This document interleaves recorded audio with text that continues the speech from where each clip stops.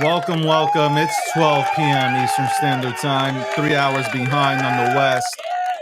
Uh, and I think others are still sleeping. Whatever. Breakdown episode 634, sponsored by Gemini. That's right, the good folks at Gemini. Go to gemini.com/David G to look at the lineup of credit cards that Gemini has to offer. All the credit cards are issued from WebBank. That's right. All the credit cards are issued from WebBank. You got the Bitcoin credit card, you got the Solana credit card, you got the XRP credit card.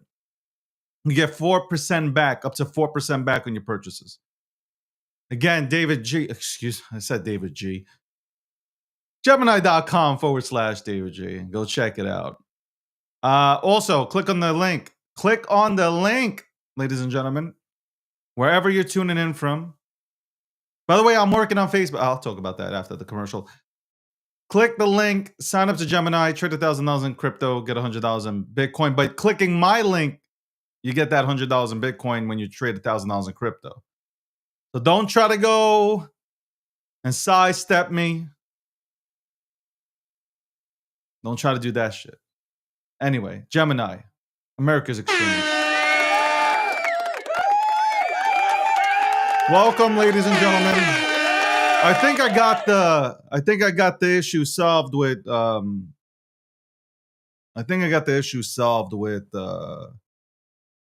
lighting and the camera. I've been working hard on that. I gotta turn this shit off. I really gotta turn this shit off. Hold on. My shit is ringing every second. This shit is mad annoying, man. Mad annoying. What the fuck? Anyway, welcome to the breakdown. That's right, I'm looking fresh. I finally was able to get out and get my cut. That's right. 6:34. It's Friday, December 5th.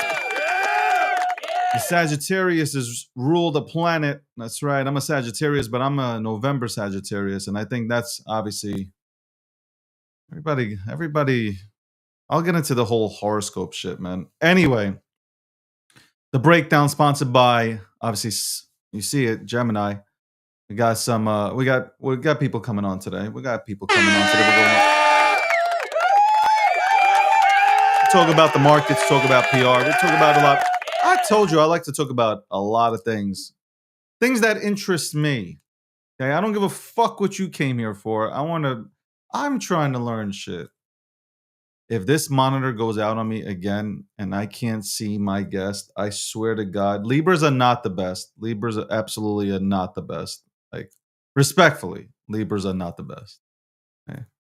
You're always scaling shit. Sagittarius, best sign on the planet. Best sign on the planet in the universe is a Sagittarius. No doubt about it. I was born right on the cusp, right? So I'm on the 25th. I think the 23rd is when, Sagittarius season starts, and that's in November. You could say I'm half and half, kind of like Sag mixed with a little bit of a Scorpio. Sorry, I said Scorpion. The fuck, thinking about the fucking movie Rockstar. Then, anyway, weekend market. Weekend markets? Weekend markets. There are no markets on the weekend. Well. I said, I'm only laughing because honestly, like, I don't look at the markets during the weekend. I'm out working on myself. And now I go back into training next week. I'm going to be training really fucking hard. Crypto, X Algo is dog shit. The X algorithm is absolutely dog shit. By the way, ladies and gentlemen, if you are tuning in, you can call me now. Okay, you can. Oh my! Call me now. Call me now. No, you can call into the show. I have to screen you because I know we're gonna get a bunch of crackheads calling into the show trying to say stupid shit. But you can call into the show. Think Dave Ramsey. Just the younger version and better looking, but you can go ahead and call in and we could talk about the markets. That's right. I'll put up the numbers shortly. But the X algorithm, absolute trash. It really is. The X algorithm is absolutely horrible. I'm reading people saying like this is the way you're supposed to game the algorithm. I'm not playing games out here. Okay. I'm not playing no goddamn games out here. Okay. This is my goddamn career. A lot of people got big brands out here. We're not trying to play games. That's why, like, I am now focusing on moving. Not that I'm not already on YouTube, but LinkedIn and TikTok. Shout out to TikTok. Thank you very much for, again, TikTok is coming through major in terms of viewership. So shout out to you guys. Thank you very much for the presence. Um, but I think it's time to move to a platform where the algorithm respects video. Obviously, video content is big. It just does not pop off on X. It doesn't pop off on X. X, look, it is what it is. I will never leave X, but X is just a political platform now. That's it. It is a political platform where if you'd like to go ahead and debate with people about politics all day long, absolutely the platform for you. It's no longer the platform like it was 4 or 5 years ago. I don't believe it's that anymore. And TikTok, honestly, I used to make fun of TikTok. I used to make fun of anybody that would go onto TikTok. But you know what? I think TikTok has grown, and you see a lot of people on there for crypto, politics, just every single thing that you can think of, and it's just easier to go ahead and relay your message and continue to build your audience, and that's what it's all about. Like when if you're a content creator, you're trying to build out your audience. That's it, and you're trying to get your content out there, and you don't want to. I mean, I'm telling you, for the last week to 2 weeks, right? I've been putting out content. It hit, the first few hit, and then it slows down, then it hits, and I'm not playing these games. And then people are talking about the reply guy era is over because you get penalized for replying too much, replying too quick, tweeting too much. I don't, I'm not, again, this is like the Hunger Games on social media. You can keep this respectfully. And I love Elon. I think Elon does great things. I think he's obviously built incredible companies, but I don't know what's happening here. I'd rather have Twitter 1.0. Okay. I think going back to Twitter 1.0, removing everybody's verified. For those who are notable and verified, keep their badges. But for those that aren't, like, even if you want to sell this premium shit, sell the premium shit, but you don't have to bring a verified badge with it. Like, you don't have to do it. TikTok's pretty successful with not giving everybody a goddamn verified badge. And I'm not saying, by the way, this is not a I'm better than you kind of thing. This has nothing to do with I'm better than you, so I deserve a badge to showcase who I am. No, no, no. This is about protecting your brand and not watering it down. Like that's how I view it. Like when you give everybody a badge and like it's really meaning like no, people used to see the badge and okay, that guy must have done something. Let me tune in. Now everybody has a badge. People are confused. Anyway, I don't know why I'm ranting about that. I'm just upset because like you've taken your time to build out a goddamn brand here, and now the algorithm's so fucked up with this AI integration that I don't know what the fuck it's looking for, but it's obviously not looking. And major accounts, it's not just me. Major accounts are complaining about the same shit. I've been reading it. I've been talking to some major accounts. They're like, man, my reach is gone from 3,000 likes to fucking 400 likes. I don't know what I did. Why am I shadow banned? But it's not. I don't think you're shadow bound. It's just again the algorithm's just fucked. It's not fucked anywhere else though.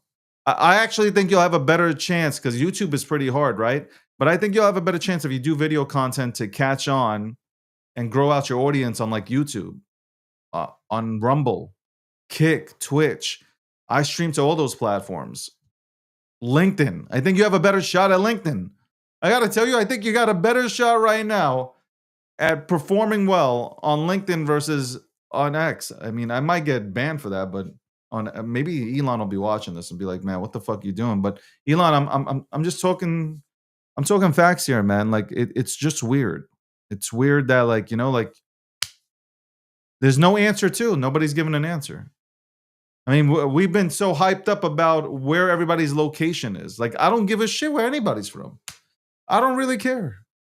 I don't care where these major big accounts are from, man. The best thing you could have done was fix the algorithm, make it even better because it was good before. I don't know why we needed to tinker with it. Small accounts need to be seen. Small accounts need to work like we did. Okay, what are we giving out? Participation fucking awards? Small accounts. We all were small accounts. We worked our asses off to go and climb up that goddamn ladder and get to where we are. They got to put in the work. What is this? Small accounts, small accounts. We got to take, we want to, fuck the small accounts.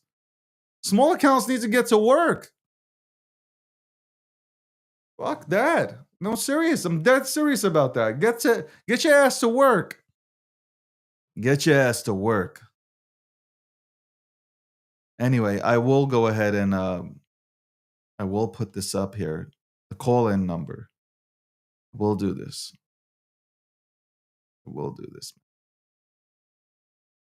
What is this? What is this? Let's look. By the way, obviously the show. Whoa, what the fuck? Everybody. Okay, I don't understand the algorithm. Fuck the algorithm. At this point, fuck the algorithm. I don't even understand the algorithm no more. Really don't. I don't know what the fuck's going on with the algorithm. I really don't fucking know. I don't know what's going on with the. Okay, in the next 2 minutes, I'm gonna try out. This is going to be a first on the show. We'll try out. We'll go ahead and try this out. Bring you guys on here. That's right. We'll try to bring you guys on here. Go to talk to some people. I don't know if you're gonna troll me or whatnot, but hopefully you guys call up. I'm screening. I'm screening you guys. I am fucking screening you guys. Make sure that you don't ruin a good time, bro. Because you guys can ruin a wet dream, bro. Honestly, a lot of you guys. All right. Let's go ahead and do it. Let's go ahead and put the number up here. Let me find it. And let's talk about. Let's go ahead. Let's see how many people call in. Dial in live. Okay, dial in live. Join the show. Let's go ahead and talk about the markets. Let's talk about politics. Let's see what's on your minds. I got to look at the phone, though, and see who the fuck is calling. Got to go ahead and look that up. Hold on. Let's open up the phone here. Let's go ahead and open up. I should have my boy. My boy.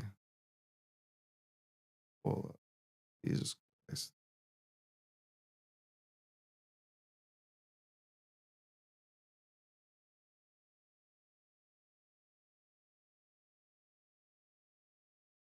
Yeah, I think the camera angle is so much better. Like I'm looking at my show now.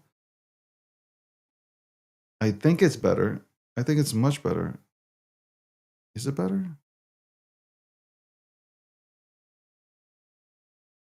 Yeah, I think it's better. Fucking.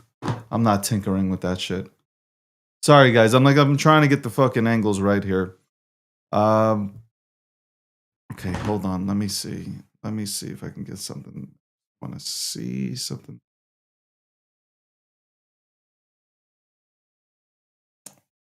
Yeah, I got to tell you, my staff be working so hard to do these overlays. Hold on, let's do this. Updating shit. Hold on, let me update this. Let me update this. Oh, update this. I'm just glad it's Friday, man. A lot of people are panicking and thinking like the markets are going down again. I don't understand. How many times can I scream on this mic and tell you guys that we're going to be totally fucking fine? I just don't know. I've brought in so many guests in the past 6 weeks, and they've been telling you how they feel. There have been a lot of institutional casts that have come onto the show to tell you that everything's going to be okay. And yet you guys still listen to these crackheads. You guys are still listening to a bunch of crackheads, literally a bunch of crackheads telling you what's about to go ahead and happen. It's just weird. I mean, at this point, I can't help you. At this point, I can't help you. Hold on one second. I just want to. I'm going back with the light. I'm going back and forth with this lighting. I'm going back and forth with this fucking lighting. Ah, it's irritating. It's fucking irritating. Welcome to the breakdown. Okay.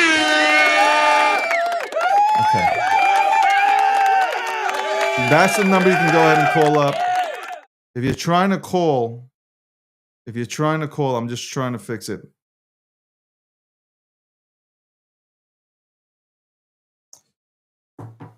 I'm trying to see if I can. I'm testing this out right now as we speak. What's by the way, since you guys are like harping, uh, where is it? Where is it? Where is it? Where is it? Where is it? Fear and greed index is at 25.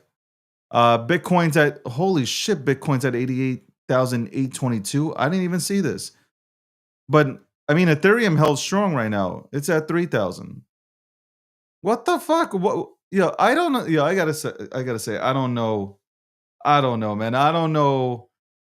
I don't know why anybody would be selling. Like I don't even understand this. 88,000. We were just at 93, 88, almost 89,000. Like what the fuck is wrong with you people? What is wrong with you people? Why would you want to sell back into fiat? Like I don't understand. We're trying to escape the fiat system. You're selling back into fiat. I don't get it. I don't understand. Help me understand. What the fuck? Who the fuck is like honestly, who the fuck is selling? I mean, listen, I'm fine with this, man. I will continue to buy at any number. But like holy fuck, who continues to just fucking sell? Ethereum's still at 3,000. BNB is at 879. Solana is at 132. Doge is at 13 cents. I mean, a lot of things are down. ADA is at 41 cents. Litecoin's at $80. Zcash is at 370. It went up to like almost $800, right?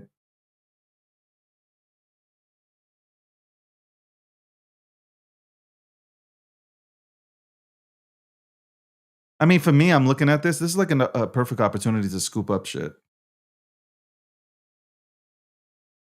Perfect opportunity to do so. But god damn it, man. Damn. I didn't take somebody's DM seriously. Somebody DM me today. They were like, yo, the market looks like shit. And I'm like, what are you talking about? It looks great. But I'm going based on, the last time that I looked at the charts. That's what I'm basing everything on. God damn. God damn, you guys love to fucking sell. Anyway, we'll be right back. We'll be right back after this commercial break.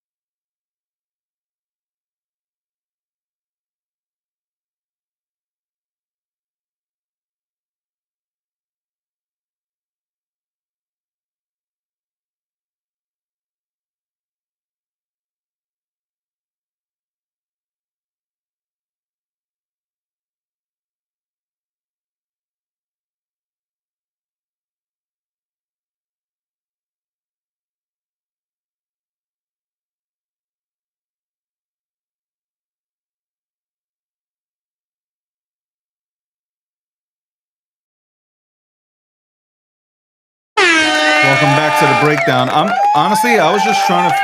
I'm trying to fuck with the lighting, man. I'm trying to get the lighting right. I think I got. Oh my god, I'm blind. I am blind. I've just been blinded. Okay, don't look in that direction, Dave. Don't look in that direction because that's just gonna blind you. Let's look. I just want to check this out before I take phone calls. I see people already are calling in. I know people are calling in. We'll talk about it. Give me 1 second. We will talk about it. 1 second. Give me a second. Give me 1 second. What the hell is happening, bro?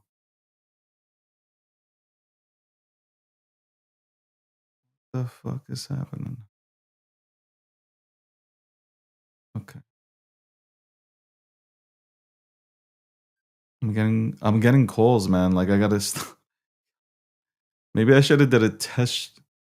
I should have tested this out before. Yeah, I'm crazy, bro. I really am fucking crazy.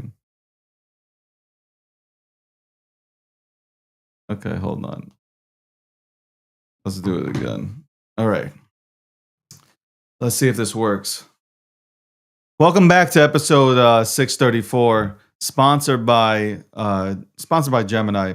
By the way, this for the last 2 to 3 days, I think I ripped the muscle off my shoulder blade. I really believe that. I believe that. That's how I've been trooping it out here the entire time with a hella pulled fucking muscle. I feel like it came off the goddamn bone. And I've been sitting here and trooping it. I haven't said a word. Not a goddamn word has been said. I've not. God damn it again. This can't be. This cannot be happening every single time.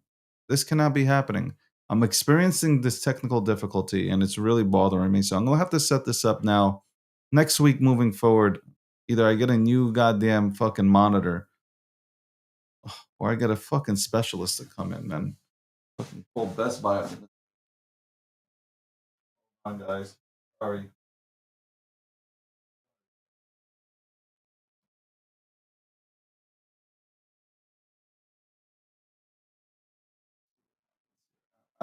I give up already. I totally give up. I give up on this goddamn screen. I'm fuck. This feels like the entire time I'm not able to actually have a conversation. I'm too busy fucking focused on getting all this shit up. Let's see. Now we're back. What am I going to have to keep on doing this every single time? This is fucking annoying. Anyway, you can call in 347-630-2399. Again, you can call in to the show right now 347-630-2399. That's right. Let's go to the lines now. Let's see. He taken off do not disturb, but it is what it is. I gotta do it. I gotta do it. All right. Go ahead, do it again. Here we go. We got the calls. Do again. You know what's fun? 2 hour show. Nobody supposed. I purposely didn't have anybody come on this hour because I wanted to just chop it up about the markets, recapping the markets, talk about the algorithm that absolutely fucking sucks. But here we go. We got a call. What the fuck? We had a call. We had another call.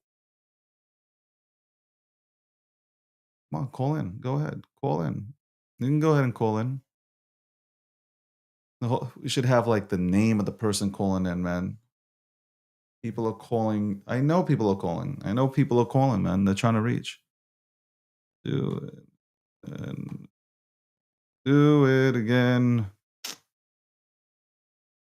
This will be fun because if this works out, then I will dedicate. Here we go.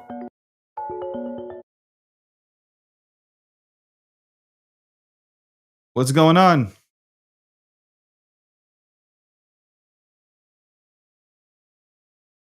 What's up?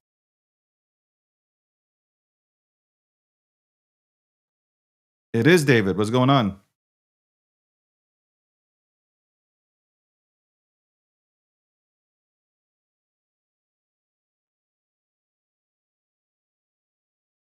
Say that again? Say it louder, man. It is David Gockstein.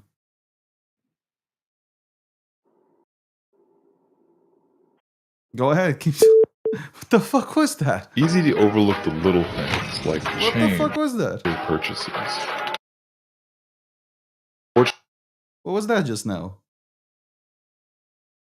What kind of colon is that? He sounded scared shitless, man. Anyway, you can call into the show now, 347. I know everybody's gonna fucking copy me now.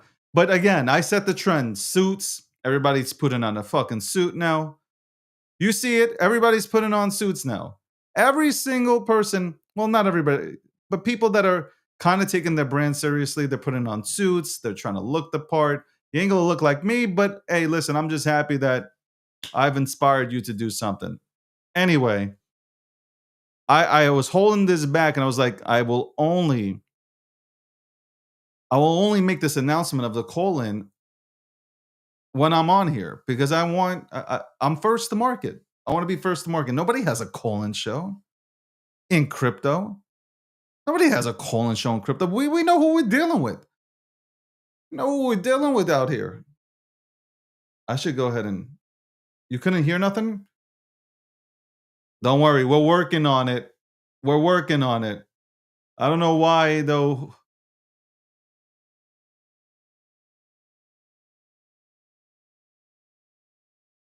Hold on, let's see. We have a. Let's see if we can test this out one more time. You'll definitely hear me. I'll make sure you hear me. Oh my God, can somebody just, you know what? Like, all you have to do, are you supposed to hear the call? Yeah, I'm trying. I'm supposed to hear the call. I hear the caller. I heard the caller. Maybe my setup was, I don't know, maybe they were muted or some shit. I don't know.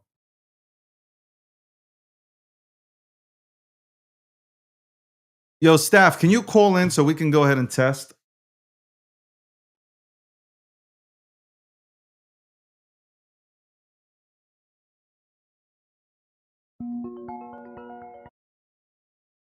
You're live on air with me, the great one.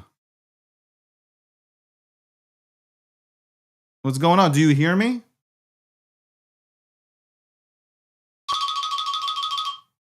Say that again.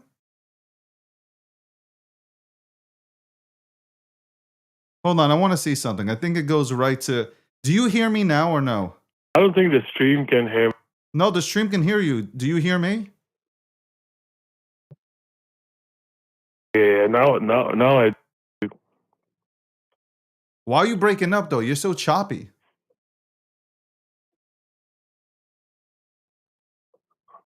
I don't know, man. Maybe just bad down here.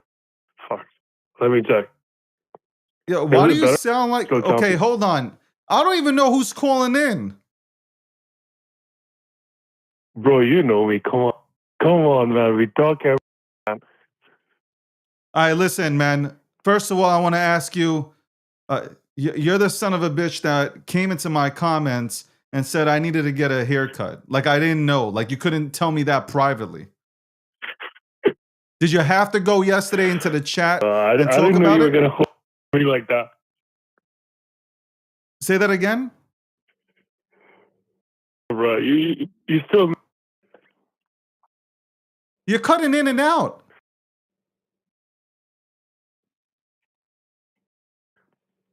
Man, I don't know what's going on. No. Why does your voice sound deeper? Bro, this is when I wake up. Bro, I honestly, can you say a full sentence? Because okay, we got another person calling. Hold on. Let's see who this person is. I'm sure they'll motherfucker. Hold on. Bro. I will hang up on your ass if you say anything stupid. No, I'm not saying anything. I'm not going to say anything dumb. Say that again. Live. I'm one of the secretly trading. Just on the live to say what's up. What's going on? Why is everybody so choppy? Is this me? I think it's like, you know. All right, listen. What do you think about these markets right now, man? I don't know. I'm hoping Bitcoin goes 95,000 so people get it and leave them in the dust. Okay. You said you hope Bitcoin goes to 95,000? Yeah, they said that there's liquidation once Bitcoin 95K. What do you think Bitcoin finishes up end the year? And by the way, what's your name? I'm like talking to you. I don't even know what your name is. Boaz. What do you think we finish up, man? I think we're gonna hit 90, maybe 100 if we get the into next year. But can I ask you a question? Why did you come into crypto?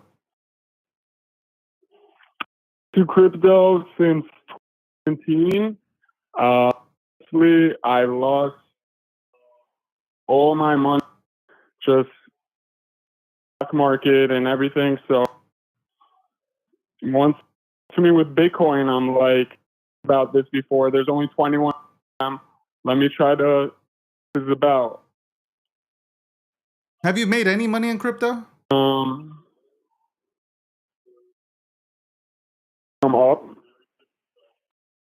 but I've lost a lot of. I lost, then I made. Still up. Hold on 1 second, man. I'm now getting blitzed with phone calls, man. You gotta go ahead and be patient with me here, man. I think I just opened like the floodlines are open here, man. I think it's a great idea to just open up once a for viewers, see if you could get some good conversations in, and then see if they're real.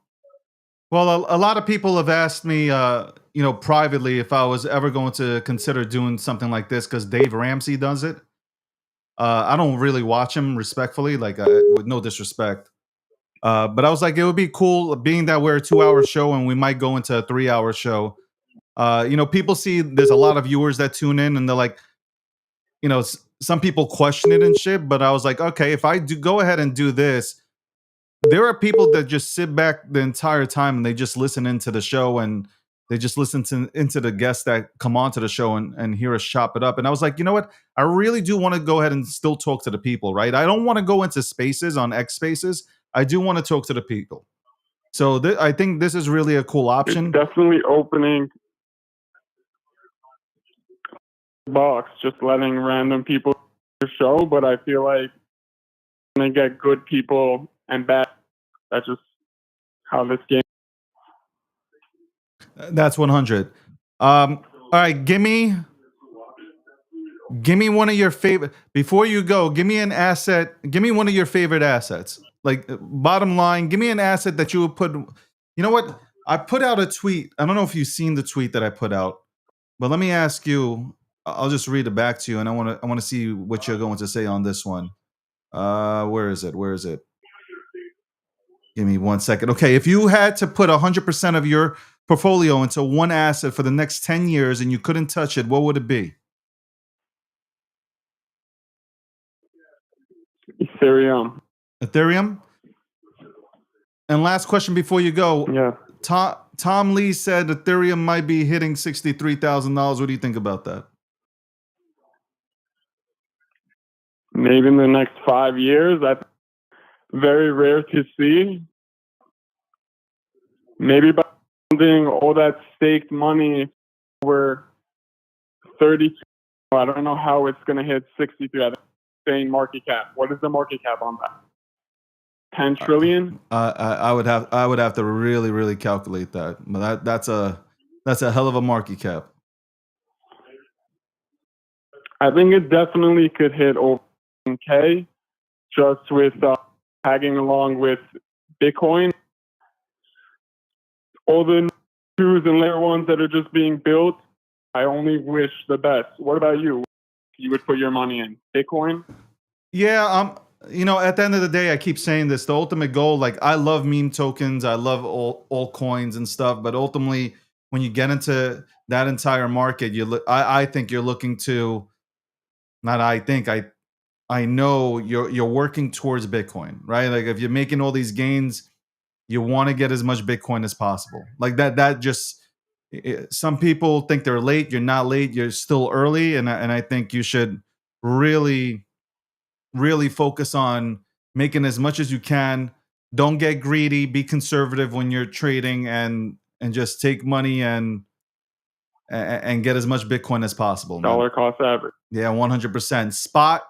I Yep. always say I spot DCA and I hold. That's the best way to win against the institutional players, the market makers, and all these son of a bitches. Just, you keep in your lane quietly. Don't trade, don't leverage, because all that leverage will kill you, man. Sit back, relax. You don't have to chase that extra 1 to 2 million.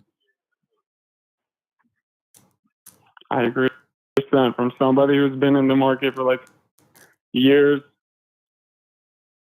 margin takes away all their profits. Well, unless you have the money, be careful. I appreciate you calling in. I really appreciate you taking the time. Yeah, you too. I appreciate you, and hopefully you're not just only, hopefully this is more, you'll call up more times and we can go ahead and chop it up. But I appreciate you, man. Thank you very much for tuning in and watching the show.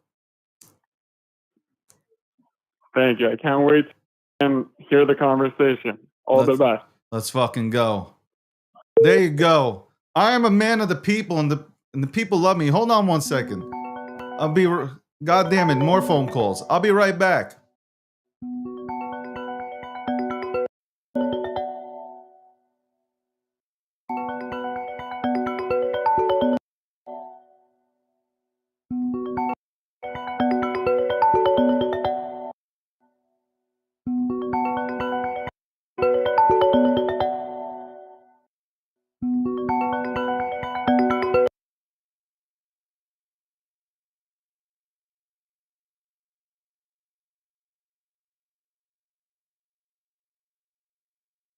And this episode 634 is sponsored by Gemini. Go to Gemini.com/David G. Again, Gemini.com/David G. Look up the lineup of credit cards that Gemini has to offer. By the way, my heater is on fucking 100. Okay, I feel like I'm like laying out on the sun. But go check it out, Gemini.com/David G, and check out the lineup of credit cards. All right, we're back. People are calling in. We'll take 1 or 2 more phone calls. The thing is, man, you can't stay on the call too long. You can't stay on. I appreciate whoever called in. I couldn't even hear his name. I don't know why I couldn't hear his name, but right now you can call into the show 347-630-2399. Here we go. We got a caller in. I'm telling you, if you try to troll, you're done. You're done if you try to troll. You are absolutely done. Absolutely fucking. I will cook you. I will cook you, man. I would think you would want to call into the show and just talk about the markets, right? Don't call into the show to troll me. Let's go. Let's bring this guy on. Let's see who this is. I have no clue who this is, by the way. Every time I try to... I try to pick up the call, but... This dude's hanging up. This dude is straight up hanging up, man.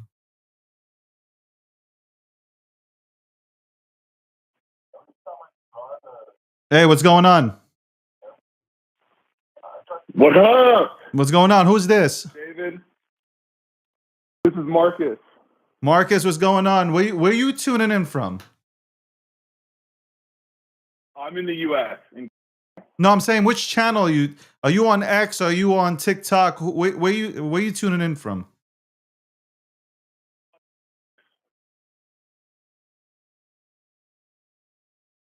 Marcus, you're live. Oh, what's good, David G? Marcus, you're live. What channel are you tuning in from? From X. You're from X. Okay. What do you think about the markets right now, man? What are your thoughts? Just feel same song and dance. I don't know, 5 months since it's been down from July. Feels manipulated. Feels calculated. Every little pump is sold off. Frustrating, to be frank with you. What do you what particularly are you in right now? Like what is what's your biggest bag?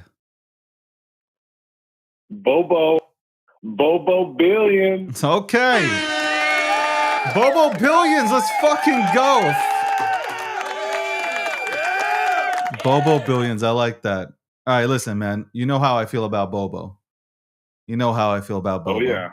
One of the OG memes out there, man. It will have its time. That's all. Like you just honestly, I'm patient. I sit back. I don't say much because there's nothing to say. Like you can't. I think a lot of people think that you can move markets. Nobody can. The markets do what the markets want to fucking do. That's basically it. You got to sit back and just fucking wait. Ethereum hasn't done shit. Ethereum has done dog shit. So we just got to be patient.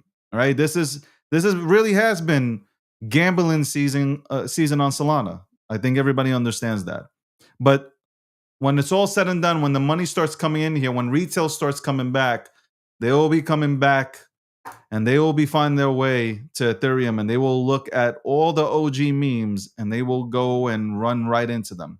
I can guarantee. I feel it. I feel it that like the OG memes on Ethereum will make a humongous fucking comeback. Agreed. I mean, you probably experienced this, years ago, but my boomer dad, we talk about this stuff. He's big, and he always brings up, we went down 80% 2016. Didn't sell a single coin. 80. And I know a lot of people, who've been on this side, on the meme side, whether it's Sol or Ethereum, whatever, they go down 50, 60% remaining. But the guys who've been in it for than 2 or 3 years have gone through worse. And speaking of that, if you can believe this, he told like probably a month and a half ago, and he asked me, I did not solicit this to him. He knows about Bobo, and he said, "Hey, I want to buy. Like, you get me in." He didn't want to learn how to do it, and he's scared of all that. He's like, "Can you just do it for me? Just being able to do it for me." I said, "Okay, yes, I'll do it, but this can go down a lot, right? Like, spread it out across 5 or 6 buys or whatever. Yeah, I don't care. Like, sent 3 Ethereum, spread it out as good as I could. We bought between around 9.5 to 12 mil for Bobo. So now he's in, and we're Bobo Maxis. Bobo Maxis, man. Listen, I am the bear and the bear is me. I keep on saying that. I think we obviously, if you're a Bobo fan, you got Rek Takashi who has stayed here, doesn't really give a fuck about really the market cap. He's more concerned with producing dope ass content. He hasn't left. Like, how many devs are active like him, going on live streams daily, going on shows, and just being out there and active? I'm bullish on that. Are we gonna win on everything? No. Are we destined to win on Bobo? I don't know, man. Like, only God knows. But to me, I think you have a better opportunity versus the dog shit that's coming off of these goddamn platforms. Real. You can check the timeline too, and everything's dead. No one's posting. You still see the bear everywhere. 30%. You're still going to see Bobo. I don't even look for it. even go in the community tab. I see it pop up all the time. Big accounts post, stock accounts posting him. I mean, he's everywhere. He's massive. 100%. And during red days, obviously Bobo comes out, and honestly, I'll say this: getting into Bobo has been fun because you're numb to everything. You're just like you feel nothing. Like I've already felt nothing, but you really feel nothing when you're in Bobo. Just like you feel nothing. But I think I really do think Bobo will make a comeback. It's part of the, for me, it's part of the like the 20 to 30 memes that'll actually do something. I really do believe that. I believe it's part of that group that will absolutely, hit certain goals that we've all been talking about. Billions is programmed. I appreciate you calling, though. Thank you so much. You're the second caller to ever call into this show, and hopefully it won't be the only time. Yes, sir. I appreciate it, man. Keep on trucking, man. We're gonna. I was about to say we're all gonna make it, but if we put in the effort, we have a better. Yeah, I almost slipped. I almost went back last cycle. We're all not gonna make it, but the opportunity is there for us to have a chance to do something here. Appreciate it, Unc. Oh, here we go. Hit me with the Unc. All right, have a good one, man. Hit me with the fucking Unc. Fucking asshole. Motherfucker hit me with the Unc. I do not look like an Unc. I'm sorry, man. I do not look like an Unc. I do not look like an Unc. Hell no, I don't look like an Unc. By the way, we have 12 more minutes. So if you'd like to call up, go ahead. 347-630-2399. That's right. You can go ahead and call up. We can go ahead and chop it up about the markets, political shit, anything, by the way, anything.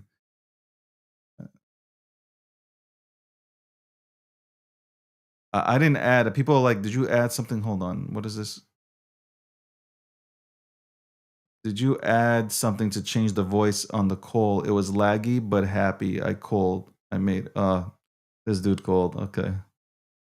Got it. Got it. Here we go. We got another phone call. Got another phone call. All right, let's pick this up. Let's see who's here to go ahead and chat it up. What's going on? Hello. What's going on? What's your name? Doug Bedford.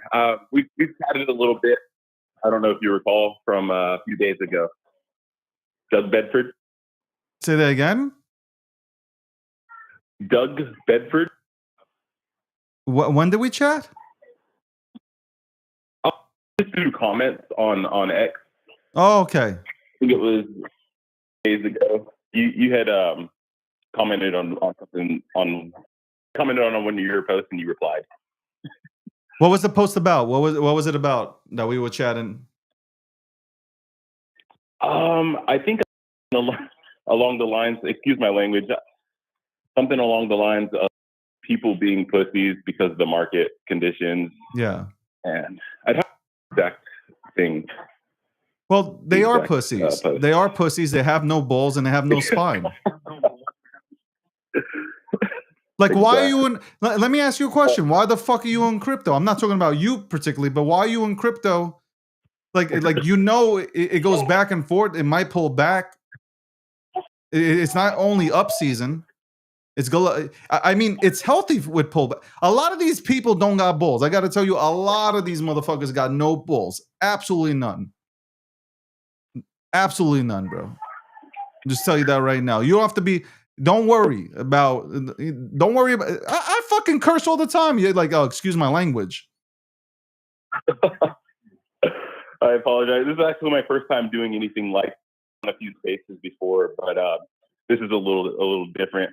I just wanted to advise caution, if anything. But I just wanted to start by saying I appreciate you for having me on. I just kind of tuned in a little bit late, saw that you were live, and saw that you were taking calls. So I was like, I'm going to send it and hop on, and here I am. I appreciate it. There's like a line of callers, and I'm like, I wanted to start this last week, but I was just trying to get it right. And even right now, it's like sort of right. I don't know if you hear me clearly. I hear you, but like you cut out a little bit, but that's not because of you.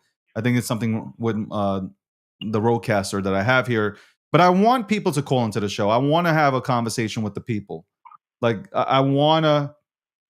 Somebody said that hold on, David. Doug is my best friend. Okay, that's great. The thing is, I want people to call from all the different social media platforms we stream into.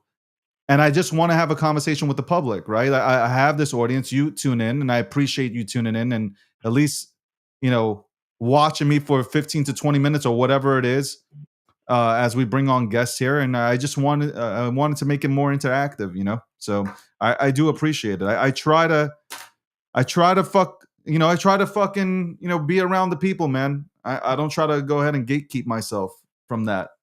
But what are you doing now? Are you buying the dip, or are you sidelined and watching? No, I've been buying the dip. So a little bit about me. Been in crypto since the height of last bull cycle, so October 2021, and originally was onboarded through a meme coin, Shiba Inu, and that was kind of my intro to crypto. And then from there, I slowly got into utility. I was mainly in Cardano, Ethereum, and some projects Cardano, like Cardano native tokens. So some of the DeFi plays, stuff like that.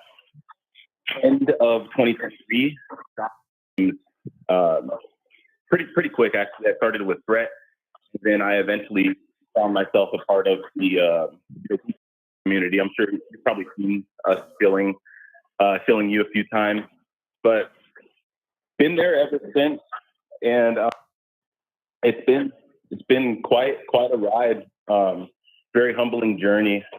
So as a community member in the beginning of 2024, and we speculate that this is kind of our speculation. Project rugged, and I CTO'd at the beginning of the year because I truly believed in the project, and I know a lot of people. And you can stop me at any time if no. I'll stop you. I'll cut you off. I'll cut you off. Don't worry about it. I'm trying not to. I'm not shy. I'll cut your ass off. Don't worry about it. Oh yeah, I appreciate it. But yeah, I started out as a community member, and then CTOing of the year because I truly believed in NodeEco. And I know a lot of people throw that shit out all the time, conviction this and conviction that. But in my opinion, that comes from a lot of people that have never done anything. They've never tested themselves physically, mentally, spiritually, emotionally, all of those things. And, I think that kind of speaks to, the mentality of a lot of people, in this current landscape of crypto. You see volatility, and it scares a lot of people because people see number on a screen go up, people see it go down, even more violently. People associate volatility with just being to the downside. It can go both ways. And if you look at all of the institutional adoption that's happening with crypto, you see BlackRock and all of these governments and these large entities that are talking about the infrastructure that's being built for crypto to become the backbone. It's the biggest financial thing to ever happen. But I'm kind of getting a little off track, but don't get nervous because you're on air. Don't get nervous. This is my this is what I do every single day with a bunch of people watching me. God knows what they're doing. You make it look easy. You make it look very easy. It's crazy because you would think that I can't think of what I'm trying to say. I've spoken in front of people plenty of times, but it's sometimes I find myself getting a bit. I have these thoughts in my head, and sometimes it's hard to kind of convey. But yeah, I've been a part of this community, and my whole thing is I had never CTO'd anything before. I consider myself very much a normie, and my whole strategy was to utilize my network. So, little backstory: I was in the Marine Corps for just under a decade, like a few months shy of a decade. Thank you for your service. And throughout that time in the military, I've met a lot of people. My pleasure. Thank you. I've met a lot of people over those years, and I wanted to build Nobico back up in an organic way. People talk about building communities organically, but they'll just bundle the fuck out of stuff, and they'll nuke on people and rug all of this stuff. With where Nobico is now, we have a shit ton of Marines, a few soldiers, some Navy cats, a ton of first responders. I have some family in this coin, and I really am truly humbled to be a part of this process and have a bunch of people that kind of believe in me, because I may be quote unquote the face of this community, but Which community is this? What community are you talking about? It's really all the community members that kind of it's Nobico Longcat. Okay. Nobico CTO. I'll let it slide because I'm anti-shilling. I'll let it slide. Yeah, we've shielded you quite a few times. Yeah, I know you have. But I do hope, honestly, I do hope it works out. I do hope it works out, man. Just because I know a lot of you guys are from the military and stuff. I do hope it does work out. Yeah. But yeah, I appreciate you kind of hearing me out. I kind of just rambling all over the place. I get a little excited sometimes, but I do like connecting with people on a more human level. I've always been kind of old-fashioned in that way. I'm more of like a face-to-face kind of guy. I would prefer to do it that way, but just getting to talk to other people in the space, especially people as big as yourself, it is truly humbling. I do learn a lot, through just my interactions in this space. I was never really on X before I got into memes, and obviously got on X and found that there's this whole other side to crypto, the good, the bad, and the ugly. The super ugly. It's been a really humbling journey, and I've really learned a lot as far as just being able to discern between all the grifters and the fucking idiots in the space, and the people who they'll throw out a lot of big words and big terms just to make themselves sound smarter. They think they're the fucking quant and all of this stuff. I like to keep stuff just simple, I don't like to pretend that I'm smarter than I am. And, I do get nervous, even with all the shit that I've done in my time in the military, whether it be, jumping out of a plane or fucking, shooting in close proximity to another person. I do get nervous. As you can see, but it's all a learning experience. Life is a learning experience, and being in this market in particular, it's a fucking ride. And a lot of these people, you see, they can't handle it, or they're overly invested, overly leveraged. They get fucking wipes, and it's because of greed. And it's very unfortunate to see. There's a lot of people. I think there's a lot of good, but I also think there's a lot of bad that comes with access to platforms like X, and that being intertwined with crypto, because it enables these people to create something on a launch pad just like that, just with ease, and to take advantage of people and sell them a dream, and this is fucking 100x and all of that. And I think I think it's shitty because there are people that are new to this space that get excited and overzealous, and they see 100x, 1000x that people are showing them, Yeah. and they don't know any better. And I've learned a few of those hard lessons myself. It's It sucks. very interesting times that we're in to see where the market is going and all this adoption. And you have this. I'm sorry. Did you say something?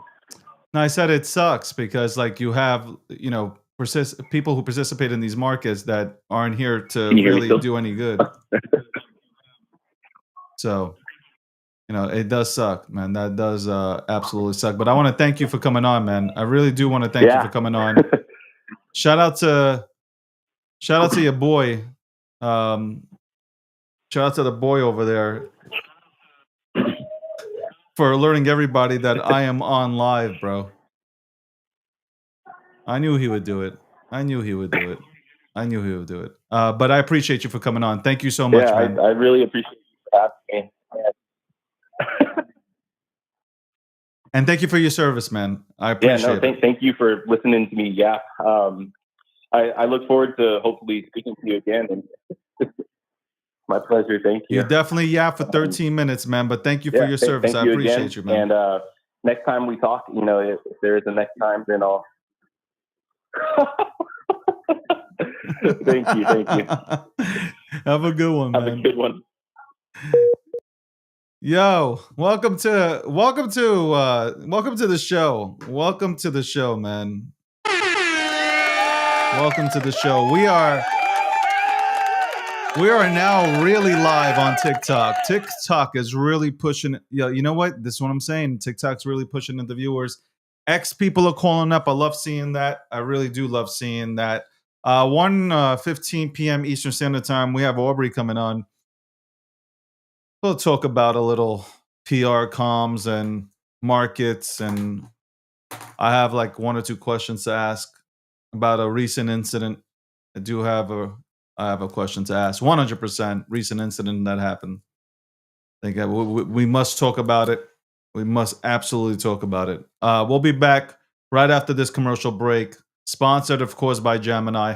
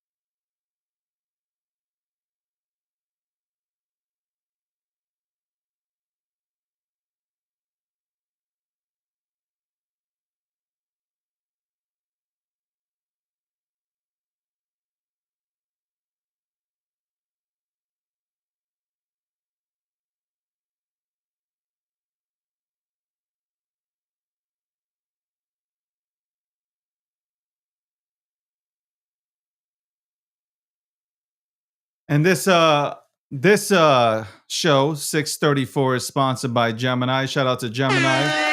Go to gemini.com/David G to see the lineup of credit cards that Gemini has to offer. I haven't looked at the markets. Let's go right back into looking at me. Welcome back, ladies and gentlemen. And again, the call-in show. Now we'll do call-ins. I think it's really cool. Again, I want to connect with my audience. I know a lot of people want to go ahead and chat. I don't do X Spaces no more because I find absolutely no value in them. I don't think they have any value.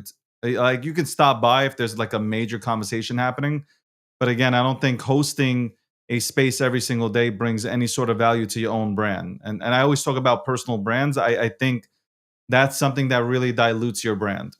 Okay, you're opening up yourself to everybody and anybody, and you're allowing people to go ahead and build off of your own platform that you've worked so hard for. And I think, like, it really, again, it goes back to, it really damages your brand. But people could disagree with that. People could say, "Hey, Dave, I don't know what the fuck you're talking about." I think it's a wonderful idea to go and host spaces every single day for 3 hours. No, I did that for a very long time, but at the end of the day, people, like, I personally want to see video. Like, I like coming on and watching people who actually have something to say of substance talk about certain things, and I want to see them talk about it. Like, I don't want to just hear it. I want to see it. And for those who say, "Well, hey man, like X spaces are really cool, or just like voice chats are really cool because I can work out while listening and tuning in to like people." No, you could do the same thing with this. You could do the same exact thing with me streaming live. Like, you could put your phone in your pocket, you could put your phone away and leave your ear pods on, and you can work out. Same fashion, man. Who the fuck keeps? God damn it. Anyway. Again, I won't be doing. I will never do another X Space.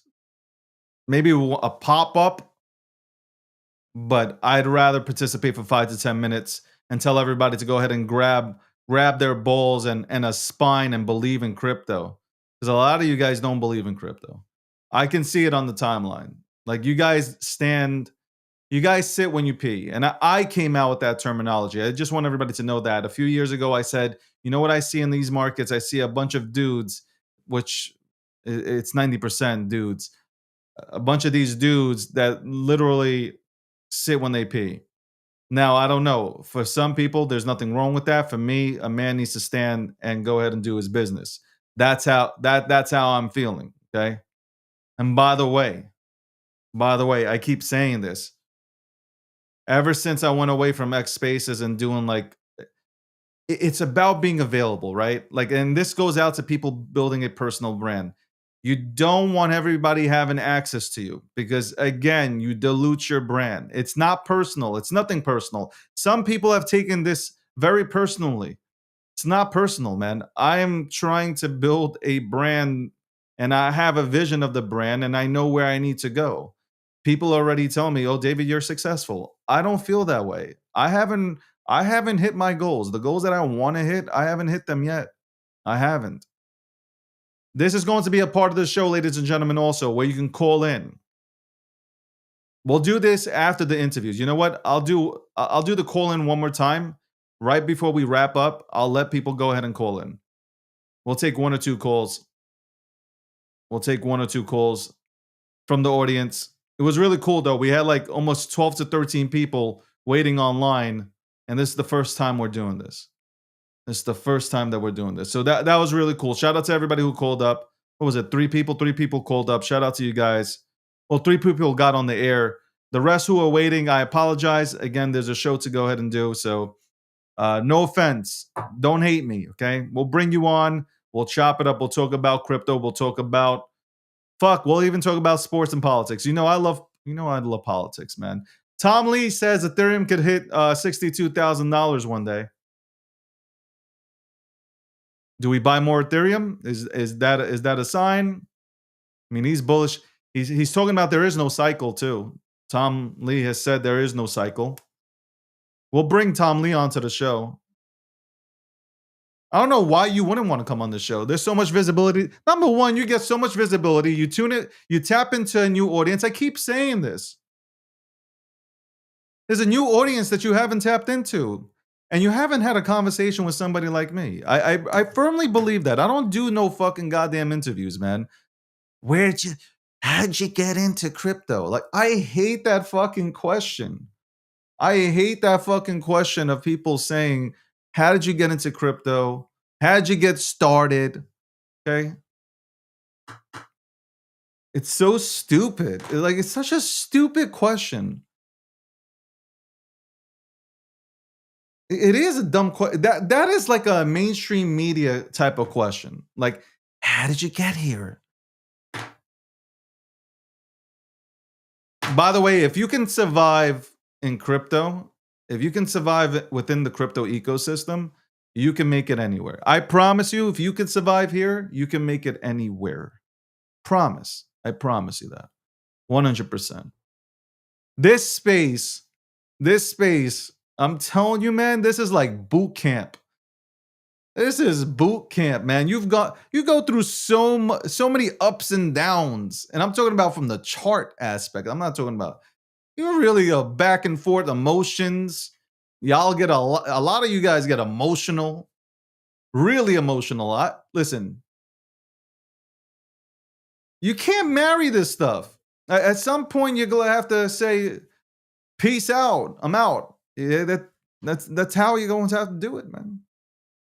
Get into things you believe in. It's so simple. Honestly, it really is so simple. Get into things that you believe in.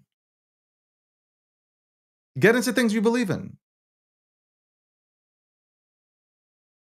The ultimate goal for everybody is to acquire as much Bitcoin as possible. I keep saying this. I'm like, get as much Bitcoin as possible. That's it. You want to trade, you want to go out there and get into all these other alts, that's fine. I don't give a shit. I get so much shit for that, but like, it is a free market. Do what the fuck you want to do, but at the end of the day, figure out a way to get Bitcoin. That's it. You guys are so lazy. Like, even though the audience is signing up to Gemini to get like that $100 free in Bitcoin, you guys are really lazy. Like, you are lazy. You are the laziest generation of all time. Because every boomer would be on it. I got more boomers signing up than I do my own crowd. Anyway, welcome to The Breakdown. Episode 634. I'm kind of nervous. I'm nervous because I feel like Aubrey's gonna beat my ass or something. I don't know. I don't know. He's witty. He's an Eagles fan too. I don't know. We got to talk about a situation that happened here. Aubrey, what's going on? What's going on? You're gonna talk crap about my Eagles? They're not First doing of too all, well right now. They're not doing too good. that was going to be the second part where I was going to come in and talk about the Eagles. I want to talk about the incident that happened at the Gemini offices. Poor Austin Oates. What the hell did you do to him? Oh my God. Like, First he of all, looked destroyed. shout out to Gemini because they were so down to let anyone do anything. Which was really cool because I came in, I'm good friends with Marshall Beard. I don't know if you know Marshall and the Yeah. twins and everybody over there, and they were like, just come through. And I was like, I don't really know, I'm not a live streamer like you, David. I don't know. I do the podcast, but it's pre-recorded, so Yeah. I'm not in, I don't know what the antics are. And they're like, you can do whatever you want. We're raising money for charity. And I was like, should we cut his hair? And I was almost going to cut my hair too. Like, No at a way. certain amount. Yeah, I was. Well, if we got a big enough donation, I'd be like, well, just do a bob for a little bit, it'll grow back. But, Would you have, no. if somebody said, "Oh, we'll donate like $1 million," would you have gone and got yourself like a crew cut or something, or no? Ooh, a crew. I could do maybe like $1 million for a pixie, maybe for a pixie cut. You know what that is, right? Or do you not know what that is? No, I got to look that up. Pixie's like a female kind of crew cut, I guess. It's not crew. I don't know. Like Tinkerbell. Do you know what Tinkerbell's hair looks like? I wouldn't have let you do it. You can't get rid Yeah. of your hair. I know the hair. It would be tough, but I don't know for a good cause, maybe. But yeah, it was really fun. So Austin, thank you for letting me cut your hair. I He appreciate. I was think he he got came it on the fixed, live right? stream app. I was watching it and I was like, "Oh my god, he's getting destroyed." And those scissors look like they can't cut through paper. And I was like, "Oh my lord." And then he came onto the show and it was just like his hair was all. But you did it to a fellow Philly fan, like an Eagle. He's an Eagles guy, and you did it to an Eagles fan. It's wild. We don't have much, like the Eagles soul. Like we're down to do anything. They're the craziest people, right? I want to tell you how much I despise the Eagles. Why? We've had this conversation I like know, but we're years not ago. good. We're not good now. So we're still good in the division, but It just well, I was let me say this. I was actually happy. I actually tweeted to you. I was happy when the Eagles won. I can't believe I'm saying this because I'm gonna vomit. I was happy when they won the championship because Barkley. Because yeah. I'm a Giants fan, long suffering Giants fan, and like he deserved better. I think they did him really dirty in the HBO Hard Knocks series, where like they set him up to sound like he wasn't interested in playing in the Giants when all he wanted to do was stay with the Giants. But I'm Yeah. happy that he came to the Eagles and like he just had a massive year and like I don't know why man, I'm you coughing you so much. guys I were might need a awesome last water. year. I might have You to need pause and water? get some water. Go Yeah. water. I'm like Get developing a water. cough. Give me 1 second. Is everybody like getting like what happens? Is it? I mean, maybe she started talking about the Eagles, man. I'd probably vomit too talking about the Eagles. I wouldn't be able to be. How can you be an Eagle? How can you be an Eagles fan? I don't even know how she became an Eagles Okay, fan. you know what it is? It's these I live in a pre-war building and I feel like the heat in these apartments, it gets like really hot in here. Like the radiators will just start cooking on and you're just like, dude, my throat is dry, you know? I know those New York heaters, man. Those like 18th century heaters, just like they destroy. Yeah, like All right. look at this place. This is like an old I live in an old building. Like this is all original stuff. Anyway, it gets hot in here. How am I an Eagles fan? My dad is from South Jersey, and like anybody knows, like Jersey is divided. You got North Jersey, that's all Giants, New York teams, and then South Jersey is like Philly. And then they debate if there's Middle Jersey. People say there's Central Jersey. Like I don't know if Yeah, that's true yeah. or not. But so my dad, we had season tickets. I cannot stop coughing. I don't know what's wrong. Is it? Listen, ladies and gentlemen, welcome to the breakdown, episode 634, sponsored by Robitussin. I don't know. I hope I'm not getting sick. Anyway, he's from South Jersey, and we had season tickets, and this was in the 70s when no one wanted to go. Like nobody wanted to go because they were terrible, right? Like Yeah. nobody wanted to go watch them. And so they had 3 seats, and like getting the kids to go is like begging them. Anyway, the whole family's diehards. We still have the season tickets. This was back, like, I think the vet. I mean, I remember going to the vet. I don't know if you remember the vet days, but I remember the vet. the vet, they took the vet down. It was such a piece of crap. So I remember going there, but yeah, I mean, it's been in the family for a long time, and I have all brothers, so it's just like, you know, it's pretty. All we talk about is the Eagles, and it's been a tough few weeks. We've kind of choked. So Yeah, I've been like the Chicago game must have it's hurt. it's Hurt. disjointed. It's just disjointed. It's falling apart, and there's people calling for people to get fired. It's not great, but that's Do why you I'm an think Eagles Hurts? fan. Do you like Hurts? Like, do I you do. think? I do like Hurts. I think Hurts is great. I feel like he has like.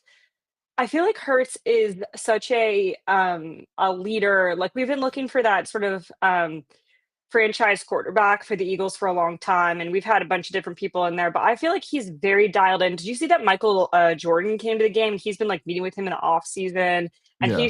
he's.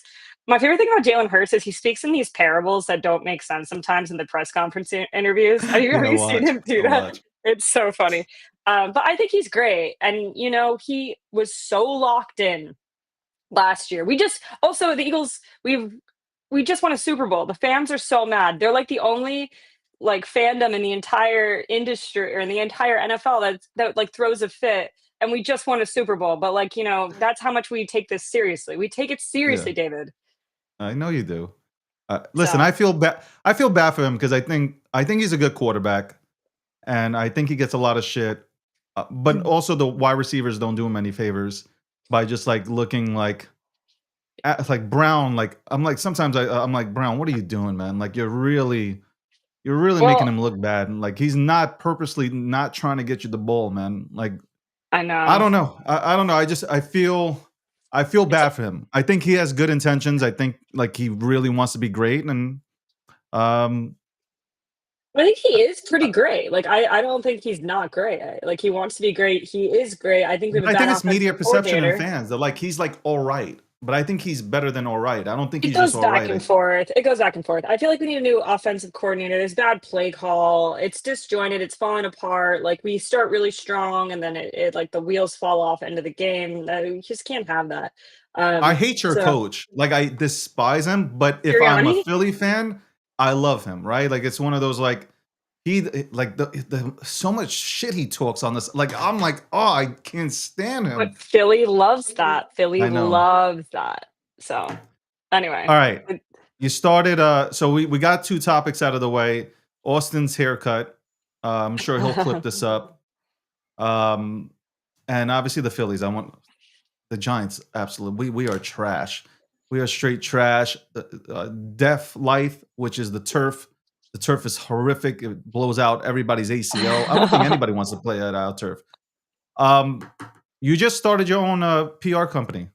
Tell me yeah, I about it. did. Yeah, we launched in July and it's been really cool. So I've been doing that in the space, as long as I've been here. So 9 years, and I just decided I was doing it as a consultant, I was helping companies, I helped grow Lolly, I've helped consult a lot of Bitcoin companies in the space for a long time, and I was like, "You know what? Let's just bring this under one roof. Let's name it Halcyon," which is like a golden era, like returning to the golden age of things, which I do feel in society we're sort of returning to, like, the good old days, the good times, hopefully, fingers crossed. The markets aren't showing that right now, but I wanted to just do that because the comms and in the space is so bad, and I think everyone knows that the way the media perceives this industry has been repeatedly, like, misrepresented, just completely untrue, or just inaccurate in the kind of words they use, and so I was like, "I'm just gonna try to close this gap as much as I can and work with companies that I think are really great," and, yeah, we launched with my co-founder, Elena Nisanoff, who worked with me at Lolly, and we've worked with each other for 5 years, so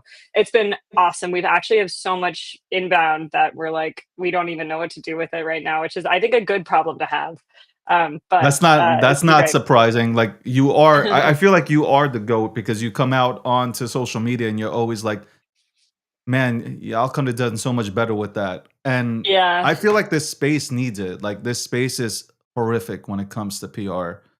It's Um, hard too because I don't wanna, like, rip on people's, like, work, you but there's should. sometimes there's misses. Sometimes there's, like, huge misses, and I'm like, "Oh, this doesn't put us in a good light," and, you wanna correct it, so but there's a lot of companies that are doing really well, so that we can also bring them up and, like, shout them out when they do a great campaign, like, Gemini had a really good campaign this year, um, Coinbase has, like, some good campaigns from time to time. I mean, I think the prediction markets, I think Polymarket and Kalshi, like, they're beefing it out right now, but Polymarket's, like, Bet on Yourself campaign was sick, Against All Odds campaign, really cool. So they've done a really good job of getting coverage, but they also I think the prediction markets sit in an area where they don't feel crypto-y the way maybe like other companies do because people have a better association with it because it's betting, even though it's still crypto and it comes from the crypto space. Do you think it's a new asset class within our The space? prediction markets, Yeah. yeah, I think so. I mean, there's a ton of traction for stablecoin. People, there's like I think there's a stat that I read. It was like 60% of the people that were using stablecoins on Polymarket had never used it before, which is that's a pretty shocking stat. So that's how you get people in through a way that they feel comfortable with, right? Because you're just betting on cultural events. You don't need to be an expert on betting on like a coin. I think people they wanted to be a part of crypto in so many ways, but they're like, do I bet on like this Dogecoin? Do I bet on like some other meme coin that's about to pop? They don't know, but they can bet on like, do I think the Giants are going to lose the next game, which they will. So it's like, how do we, how do we, people have knowledge of that, so it's easier to bet on. Is all I'm saying, David. Here I am. I'm trying. I'm not digging into Aubrey like I do with other guests. I'm like, hey, I see the new PR company. I see that you're doing well. You're out in France. You're starring in movies. I'm trying to. Hey, check out Aubrey. You got to look at everything that she's doing right now, and you know what she had. Audience, and especially on TikTok, because the clips are going to. We're gonna chop it up and throw it on there. What did she do? Mention the Giants. Why? We got Jackson Dart. We got Jackson. He is the definition of CTE. He's wild. And she got to mention the Giants. Yeah, every week I got to tune in. That's how it reminds me of like crypto. It's like going and logging into crypto, and like, most of the time you're getting shit on. And then like, there's no difference with watching the Giants. It's just a fucking disaster, a complete disaster. I don't even know who's coaching the team. That's how bad it is. Yeah, sometimes you just don't want to check. You want to look away, and that's smart. That's actually great advice. But let me ask, like, I think you've gone out of the air quote Web3 bubble. Like, I feel like you're trying to get, like, you're here. Yeah, you got a company, and you will. Mm-hmm. I think any company that signs up with you, they'll do fantastic. But I think you're definitely trying to get out of this bubble. Like, you're definitely trying to Out of crypto? not just like, Web3? you're just trying to, like, the movie thing I was watching, like the movies going out to, like, I feel like you're trying to do bigger things than just stay in. There's nothing wrong with that either. It's like, okay, I love crypto, but I like doing other things. Like, I specifically like this niche too. And I Yeah. feel like you're breaking out. You're going. Yeah, you're totally right. I am. I think that I've done a lot in crypto, and there's still stuff to be done, which is why I started the company, right? So it's like, this is an area that I still feels like needs to be fixed, but we've gotten a lot of this stuff that we wanted. We've gotten a lot that we wanted, and we got to be so real. And I don't know how much is there left to do. Like, you got the Bitcoin DATs, like all these companies trying to treasury Bitcoin. Okay, is that like the last frontier of what we've doing, or what we're doing? We got the ETFs. We had the most successful ETF launches in Yeah. history.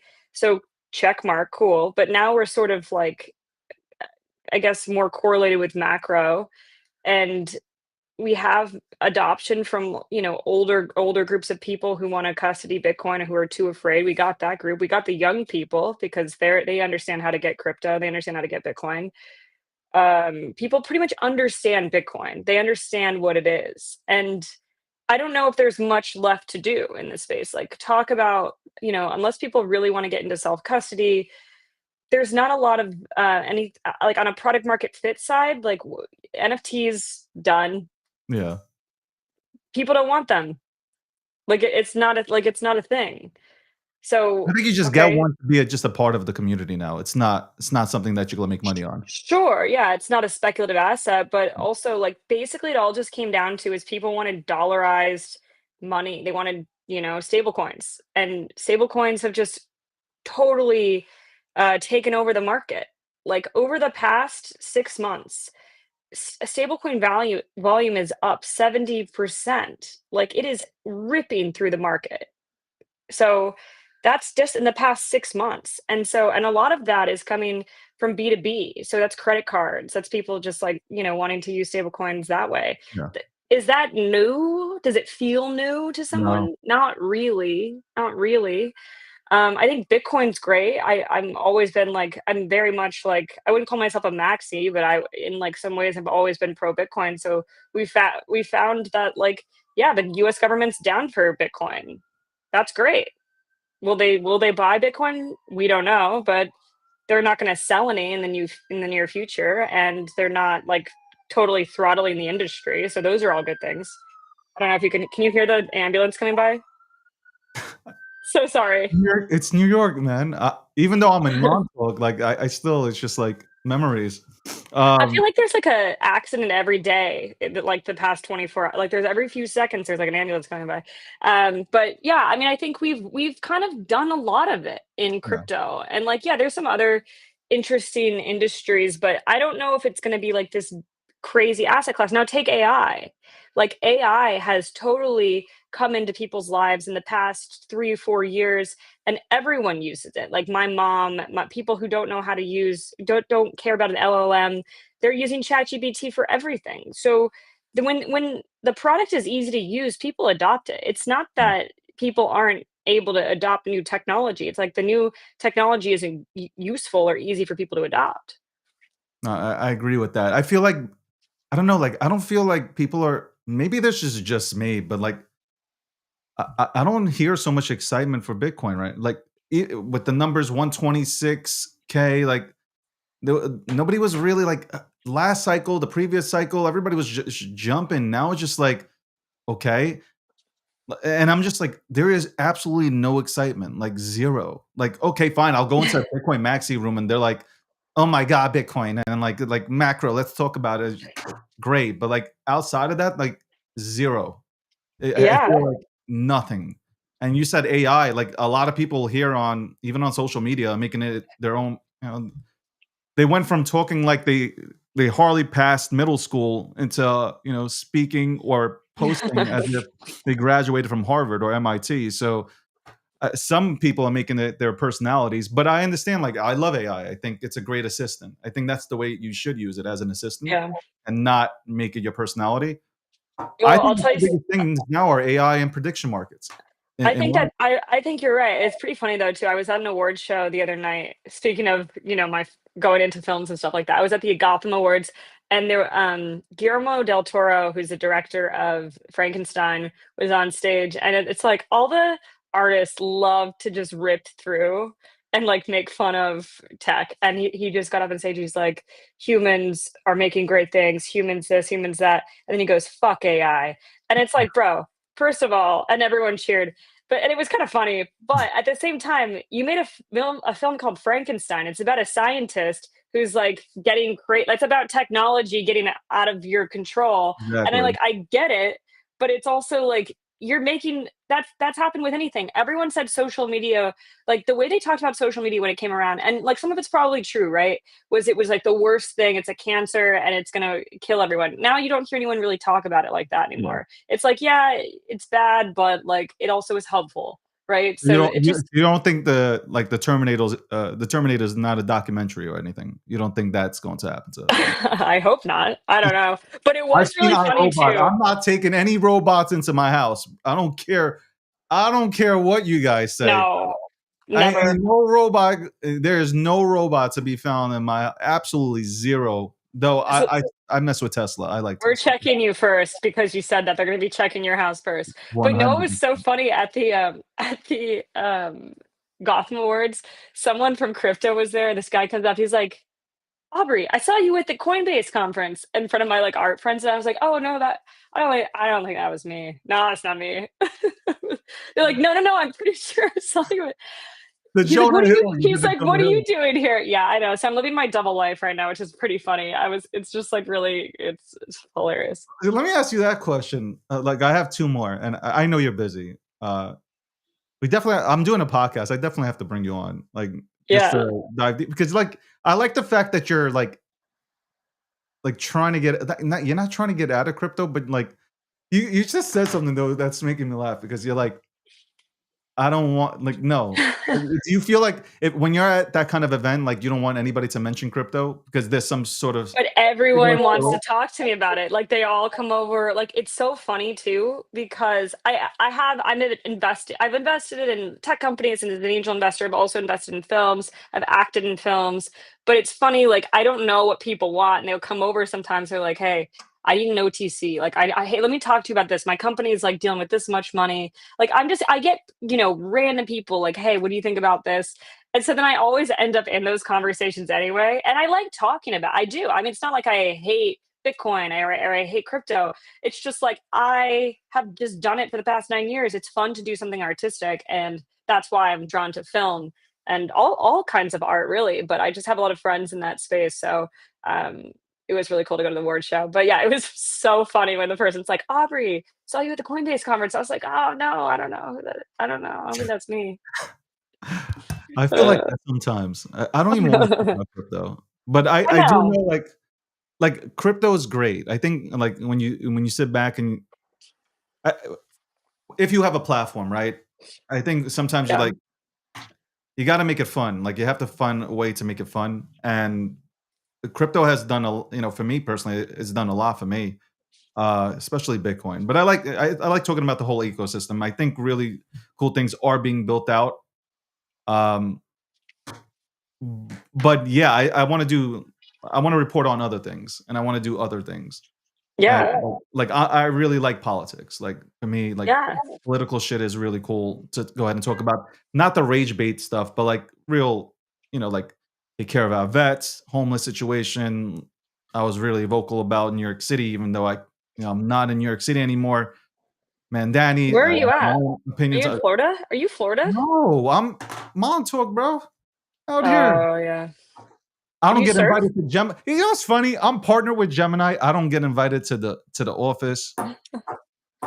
Like, I need to partner zero. with them. Maybe I need to work with them. What was I going to tell you? Do you surf out in Montauk? Like, surf. Really? Like, I don't surf. I wish I could. What? I wish I could. I Well, wish. I went out to Montauk and I surfed and it was so fun. It was good. Ditch Plains, yeah, good I wish I spot. could surf. I don't know. I'm an athlete. I could probably pick it up, but I don't know You how quick. should. You should. These are the hobbies I've gotten into when I got bored of crypto: surfing and film. I just don't want to get eaten by a shark, man. Like I know my luck. Like I will learn how to surf, and all of a sudden I get attacked by a great white that's not supposed to be anywhere near Montauk. Like I know, I Okay, know. but this is what I always tell people when they're like afraid of sharks. First of all, I just surfed in Kauai, and there was a shark attack 2 weeks prior to And a that, and a lifeguard. guy, yeah, and I went out there. I went out there in that same bay and surfed. You're But nuts. this is what I would tell people. Kelly Slater's been in the ocean more than anyone. He has all his limbs. Like that guy's been in the water more than anybody, and he's God's on his fine. side. Aubrey, God's on his side. That's what I'm telling you. The first Shout day out I go, Kelly. if I go to Hawaii and I surf, I guarantee you, I have all my limbs are missing. I'll be giving an interview. Yeah, I was doing my show, and Aubrey would encourage me to go surfing, and here I am. So, Yeah. the Sorry. show. I want to talk about your show. Yeah. Do The you do it like observation. once every year? Like why don't you do it more often? It's good. I love the observation. I love the show. It's the thing that's hard is first of all, I like to do my show in person. Like I know you do live stream, but it's really hard to get people in person as much as I want to. So I film at PubKey. Do you know where PubKey is? Yeah. Okay. So I filmed there and I want to rip it more in 2026. Like it's a big 2026 goal. It's just like I'm so adamant and maybe I just got to move away from doing like maybe I should just do more of this because it's easier for people to make that compared to like coming into it's in the West Village and like, the whole thing. So maybe that's just like what I do this next year. I don't know. You do have tips as a live streamer? You're just like I think I don't know. Like it's crazy because I think like somebody like you who's able, like, you're not just crypto, and like, and I look at myself the same way. Like I just don't talk about crypto. I talk about like other, other Mhm. niches and stuff, which I personally like, other industries and all that stuff. I think like when I watch you, like you could definitely like start live streaming like 30 to 45 minutes. You can get whoever you want on. It's not like you'll have a difficult time bringing anybody on, and just Yeah. like slowly like lean that in. But I think what you said about the podcast, it's true. Like it should be in person in a studio or in some sort of setting. And I think it Yeah. should be unfiltered. Like, let's have a fucking conversation. Like, I don't want to ask you when you came into crypto. Like, I don't want to The ask you any of worst. that. I just want to The have a worst. convo. Like Yeah. that's the type of shit at least I tune into, like the Diary of a CEO, all that stuff. it's never like an interview. It's more just like a convo. Like I think that's what we're missing in society in general. It's just like having conversations because everybody's too busy on their goddamn phones and And I think this is nobody has what TVPN does really good. Like TVPN is like it's in person, but it's a live stream, which yeah is like phenomenal. I think the only thing people do on live streams I've experienced just as a host is or if they know it's live or if they know it's not they can't edit it, is like they get a little bit more tense when you interview them because they feel like more censored that they can't say the things that they want to say and they can't go back and change things. Now that's not like that big of a deal, but sometimes if it's more relaxed, they feel like they can say whatever. But maybe that's changing because most people are really moving to the live stream model. So it's interesting to see how that plays out on like a media component. But yeah, 2026, I'm going to be going heavy on content. But I really wanted to spend the last 6 months building up Halcyon, which I do feel like is in such good hands and is at a good place right now with Elena at the helm and me like pushing it forward and bringing a lot of new business in. So we're crushing, but my gosh, it's like, it's been a really weird market, right? It's not the 4-year cycles anymore. yeah.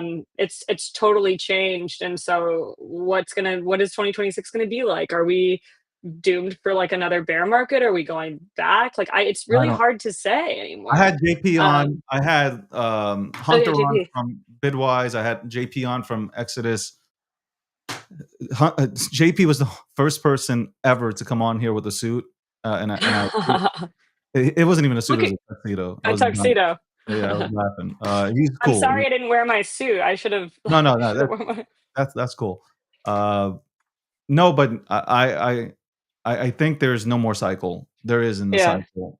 Institutions are here. This has been an institutional run, and I think that's why it's been boring. Kind of like it's just institutions buying up. yeah, And if you're holding Bitcoin, great. Like congratulations. Other than that, it's just like I yeah. mean, I think there are a lot of people, honestly, a lot of people that I've talked to that got rid of their Bitcoin. They made a mistake, got rid of their Bitcoin, went to the altcoin market, and now they're waiting. And I feel like Mm. you better pray to every single god out there uh, to go ahead and make sure that that industry pops off. Comes back. Yeah, yeah. I But know, but thank God I we don't have to were work. like, I'd love to. Yeah, when you like, I know like you'll have like big time guests. Um, I don't know where I am at on that, but I will definitely want to go ahead and even bring you onto my podcast in person to go ahead and just chop it up and have Would a love to. the podcast that I'm doing is a 1 to 3 hours. It's like it's unfiltered. We're going to talk. Like if it's boring after 45 minutes, okay, adios. It's interesting. It's 3 hours, I guess, and then it's just send it out to the world, man. I love it. I love it. I would love to come on, and yeah, you should come on mine. And maybe you can be my first live stream guest because I want to test it out. I feel like you'd teach Guys, me how to she's do it. saying this now. I'm telling you right now. She's saying this now. She's gonna block me tomorrow. Like I just I feel it. And nah, Aubrey, No, you could. I think you're awesome. Seriously, I've watched you for I don't know how many years. Watched me like around the corner. Not stalkerish, but I've clapped for you. Watched you for years. I've been clapping for you every single time you've ended up in the No, New York Post. Somehow you met what's his name? Oh my god, I can't believe Daniel Penny. I Daniel Penny. always find myself in the news. Now what I'm known for in the current moment is telling people to dress up at the airport. And like now the You know, Secretary of Transportation has like stolen all of that. And they're like, dude, I have so many people who are messaging me. They're like, you have like changed policy from Twitter. It's like it's so funny. It's so silly. I I'm think, always like getting into something. I get myself into shit. but what? That's because you're a Scorpio, right? You're a Scorpio. Yeah. November babies always get ourselves. I'm a November baby. We're always getting ourselves into shit. I would tell you, like, you need to just rip the band-aid off. What do you mean? Which one? What band-aid's that? All the band-aids that you have on yourself. I think you should just rip. You know what? Like, I've watched you. Like, when you rip the band-aid off and you say what the fuck you want to say, like, you just go crazy viral. Like, I think you need. I think you need to do that. Just say, you know what? Fuck it. This is how I feel. Enjoy I it. feel like I mostly do that, but then sometimes I'm like, wait, this one could really get me into some Why? trouble. That's what I'm saying. Don't hesitate. Like those are like the best. That's what people really want to read, though. Like nobody wants to read like, okay, she's almost there. Like Yeah, no, rip it but off. I will say the algorithm has gotten so the reason I don't like that, and I liked it doing it more before in the old algorithm, is, like, the algorithm now is kinda set up to be polarizing all the time, so it almost feels Yeah, like you're, like, it's so contrived the way you're, yeah, like, trying to be polarized. I'm not trying to be polarizing. When I said the take a long time ago about people not dressing up at the airports, no one was really talking about that. I was like, "It's just we've lost respect for ourselves. We become individuals. We don't care about community. We don't care about the people." That's just the truth. That's what it was coming from. That's a yeah. larger like issue here.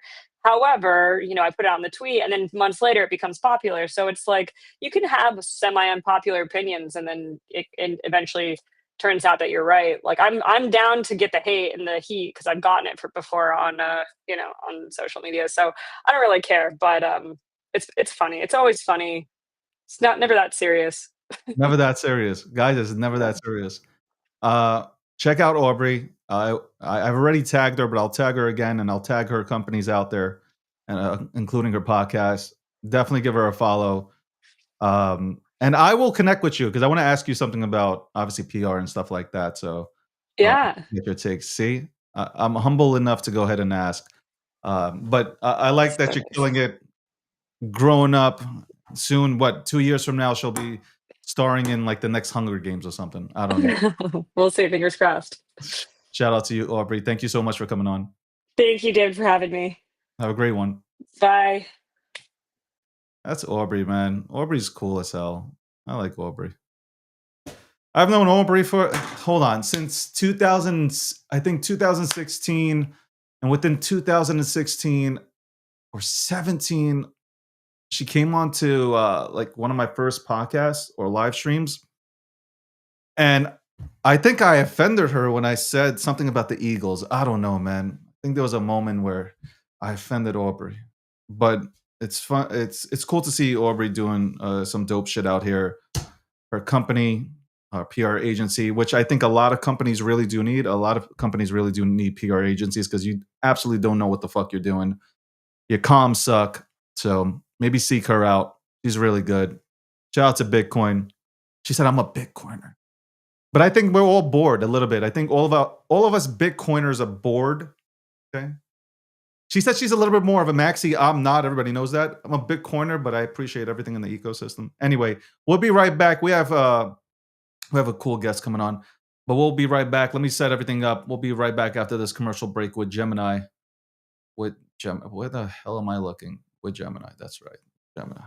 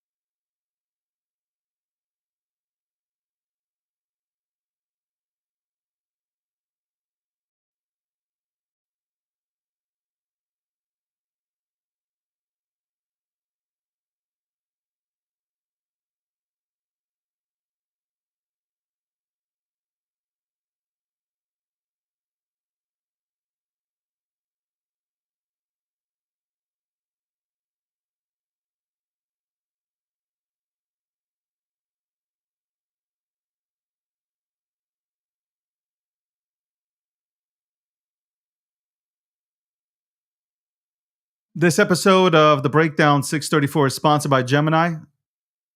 Go to gemini.com/David G to look at all the credit cards that Gemini has to offer, issued by WebBank. That's right, issued by WebBank. And also click on the link, click on my link, trade $1,000 in crypto, get $100 in Bitcoin. There you go. There you go. Don't say I never done anything for you. Don't ever say I haven't. Don't ever say I haven't done anything for you. Welcome back to the show. We got a cool guest coming Kyle, what's going on, Kyle? Let's bring Hey. him right in. Kyle, how's everything? David, how's it going? Going really well over here. I'm glad, man. Long time, long time. How did the markets look on your side, man? So, I mean, just for the context for the viewers, my look is always on the mid to long-term horizon. So we're trying to guess what's going to happen in the next day or two or week or month, really. But I don't think that's so important for how I've been in this, Bitcoin market since 2012, 13. And, historically, the best way is just always hold. Don't trade with leverage, especially in times like this. And then the one true asset that I think is inevitable that just clearly shows across the board. You've got all the big boys in it now: J.P. Morgan, BlackRock, Vanguard, the president of the United States, other countries adopting it. So I think that what is being asked a lot on crypto Twitter and all over the place is this kind of confusion that people have right now between people who study technical analysis and believe in that, and also therefore believe in the 4-year Bitcoin cycle. And then there's this other camp, which includes me, which I've been vocal about for a very long time, saying that no longer applies, and there's actually reason to it. And it wasn't just the fact that these cycles happened to form around the halving, which was the thesis before. Okay, we all thought we knew exactly what was going on. Last cycles we was exact same pretty much each prior cycle, but now you can't look at most things that happened over the past few years and say it was anything like the previous cycles. We had a lot of differences, and we had almost no retail participation either, right? So we had the low of Bitcoin after FTX crashed in December 2022, and then it's slowly creeped up Bitcoin price since then. And it's actually kind of a miracle that we even had any Bitcoin price appreciation with the background on the macro outlook. Historically, other bull and bear markets have been driven by liquidity and monetary fiscal policies globally, and we've had that ride from the bottom up until a high of 126, driven in the worst liquidity conditions we could imagine. Very high interest rates, quantitative tightening. These are inflation. This is why retail hasn't been participating, because they don't have the money to do it, right? I mean, the cost of everything went up crazy during COVID, and they really had to pump the brakes, and so that made it difficult for retail to participate. The cycle has been driven predominantly by institutions, sovereigns, countries, the BlackRocks, ETFs, these kind of things. That's what has been able to essentially defy gravity so far. But now we're in a position where that policy is shifting, and we're now at the end of quantitative tightening.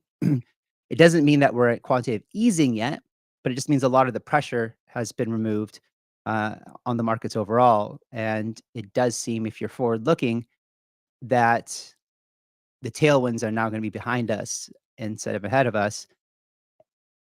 And we can go over those kind of things if you want, but that's kind of where I'm at in the market right now. Meaning, I think 2026 will look very good. You don't believe there's a cycle? I've asked this question to a multiple in the last 6 weeks after this rebrand. We've had a lot of institutional players come on here, a lot of well-respected, notable people come on here, and almost 9 out of 10 have said that there is no cycle. What are your thoughts on that? Well, I think I think so. I'm currently working on a research paper I've been working on for a few months, because it was probably like 6 months ago or something when I started to kind of have a feeling that it was going to be much different. And then, I've had debates too on a lot of X Spaces or YouTube videos, whatever, with people, and the people that are big traders, with all due respect, and he's one of the best, like Ben Cowan and these kind of things, they all structurally believe that the 4-year cycle is still intact, and we've seen the top. And but if you believe that, then you also believe from October 6th or whenever we hit all-time high, that was a high of that was the top of the crypto cycle. And that would mean that for a year after that, if you're following the traditional cycle, it's down only until we hit kind of the low, and then it's 3 more years of slow grind up. Um, but I don't believe in that at all. So the question is, and in my report that I'm doing, we have 3 kind of outcomes, which is 1, it's a 4-year cycle is still intact. That's a very low probability based on all the stuff that we put together in the report.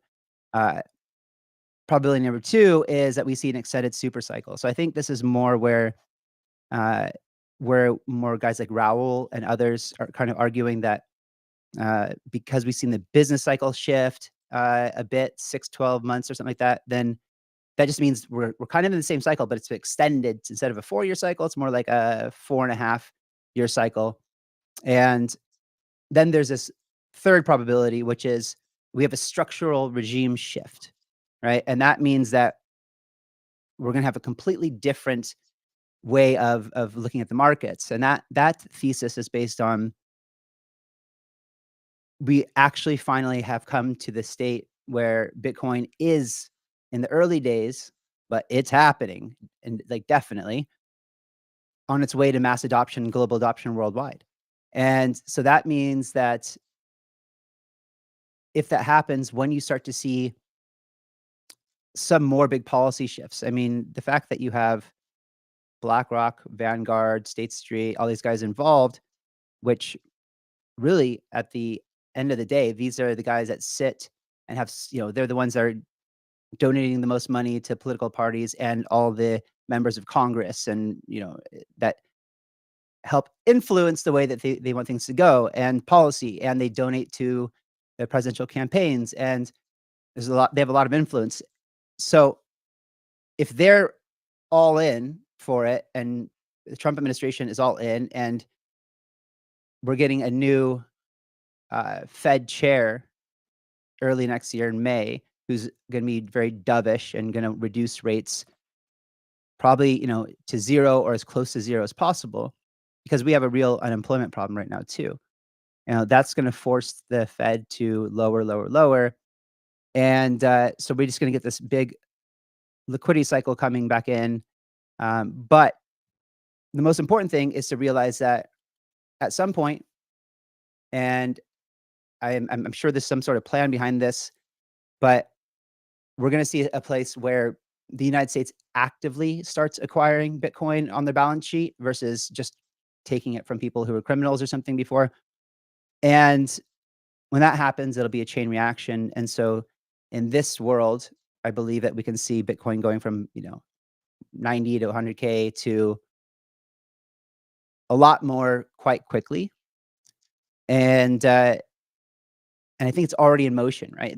Whatever is happening is already in motion, and whenever they're ready to really let that news out, it'll be kind of a race to who can accumulate the most Bitcoin the quickest. And so that would be a very quick path to a rapid price appreciation in Bitcoin, and it would kind of it'd be a lot slower as soon as you kind of have this parabolic FOMO phase, and then it would just be continuing people to come in, afterwards. And so yeah, I personally don't know that we understand what a cycle could look like, or actually, I mean, I think we can, and but that's going to be just driven based on what is it's the same thing of like what drives the markets to depreciate the dollar even more by having to print, having to quantitative easing. That makes inflation go up, but that's also the environment what Bitcoin is created for. It's a hedge against inflation. What do you think? By the way, thank you very much for tuning in to the Breakdown, episode 634, sponsored by Gemini. What do you think happened on 10/10/2025? Well, it's a good question, and I think that there's a lot of allegations out there that I'm not sure, what's true. I've seen a lot of people who, are blaming Binance for all their kind of internal stops just breaking, and but I do think though that most likely it was part of a larger, uh, kind of larger de-risking event, right? We knew that, or at least those guys, like the big power, the big boys, they knew that uh, they were planning this kind of tack against Michael Saylor to try to get him, delisted from all the indexes, so that he would be forced to sell a lot of his Bitcoin to match that 50%. If you guys, the audience doesn't know, like Michael Saylor was getting to a point where he was in a lot of indexes, so we started receiving passive flows from all the retirement accounts, pension funds, all these things that these indexes passively allocate to. So if this new reclassification or this rule goes through, it would kind of force him to sell his balance sheet down to no more than 50% holdings of Bitcoin to qualify to be in these indexes. I don't even know if he cares about that or not, but there is an attack, and I think the guys that knew about that um, have been planning it for a while. JP Morgan supporting it, BlackRock supporting it. Why? They don't want this newcomer to be competing with them. That's crazy, right? Who is this guy? Like, you know, uh, they want to dominate, and this is the history of America, how it was built in Wall Street. It's these titans have been always so aggressive.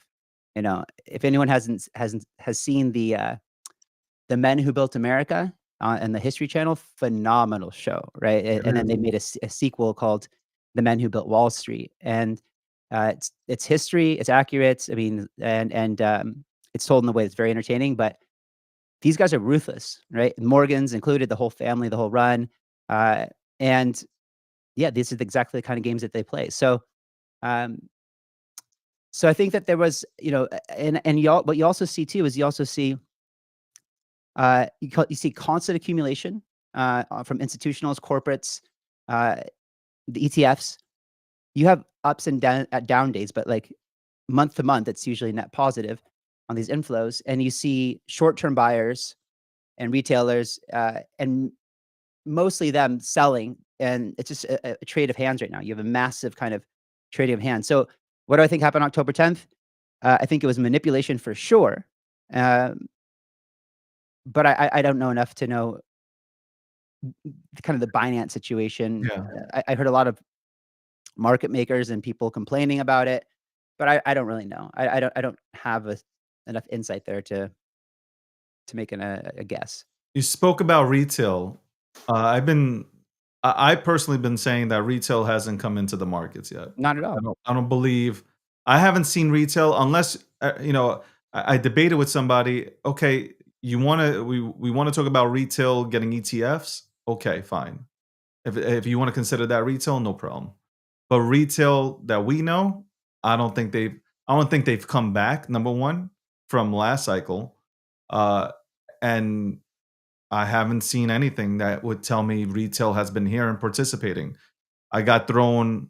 Somebody threw or tried to throw a point at me saying, "Well, for 2 to 4 weeks," or I think that's what they hit me with, 2 to 4 weeks. We had Melania, we had Trump, we had Libra come in, retail came in. I'm like, that wasn't retail, unless you want to specifically say the people that are currently in this space decided to take some money out of their pockets and go into the 3 projects that I just named and got destroyed. If that's what you're talking about, okay, then the old guard of retail was here, but new retail or retail that was here during the previous cycles, they weren't participating in anything. Right. Well, we did have, so in 2020 summer, we had, it was the same situation where there wasn't really any new retail in the market, but you started seeing all these ridiculous DeFi projects like Yam and Potato and I don't know what the other ones, right? But they had a pretty good run, and I think even in bear markets it happens, but all the time you see these kind of little niche breakouts of narrative driven by some sort of cabal, or I don't know, maybe naturally, I'm not sure, but you do see these kind of siloed narratives that pop up. They don't last very long. And what happens when you see something like that, you usually see a lot of people selling the other altcoins that they're holding or whatever, or even Bitcoin sometimes. And then they go and rush into this narrative. And then, by the time that they come in, they're usually late. It's kind of over. And, but certainly what happened, I do think that at the end of 2024, we did have a few, maybe a few weeks in there where we did see Google search trends, coming up. You did see an increase in viewership on social media and engagement. It felt like it was coming back quite strong. And we did have some, looking at my portfolio back then, end of 2024, beginning of 2020, it was a bit of ridiculousness, right? And one could say maybe that would have been a top if you were looking at it. Now, Bitcoin didn't top out yet, but I mean, there was a bit of euphoria and like meme coin category, which is ridiculous. That kind of stuff does mimic kind of the end of a cycle, but it clearly wasn't. It was just, like you said, a lot of people who are already here recycling capital and trying to take advantage of the narratives.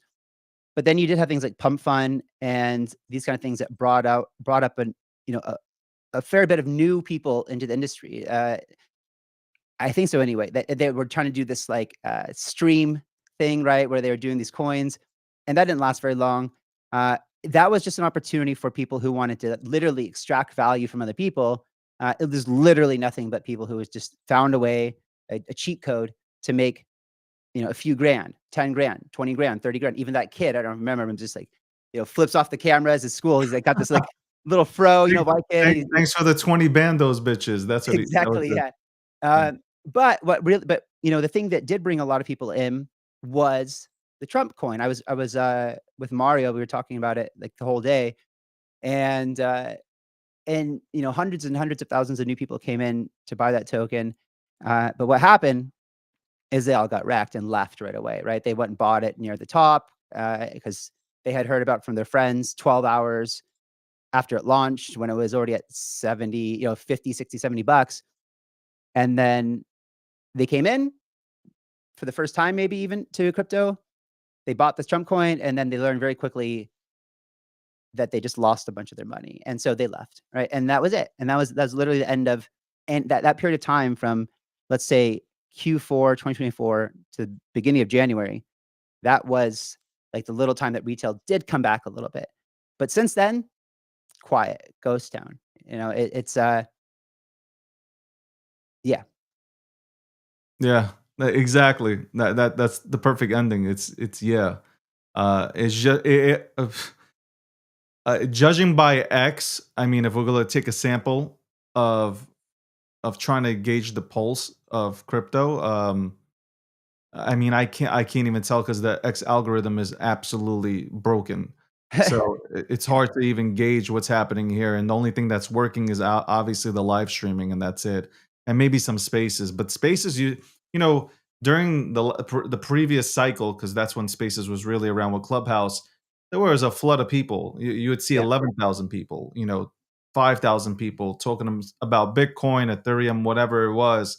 Now you hardly get 200, 300 people into a room to go ahead and come.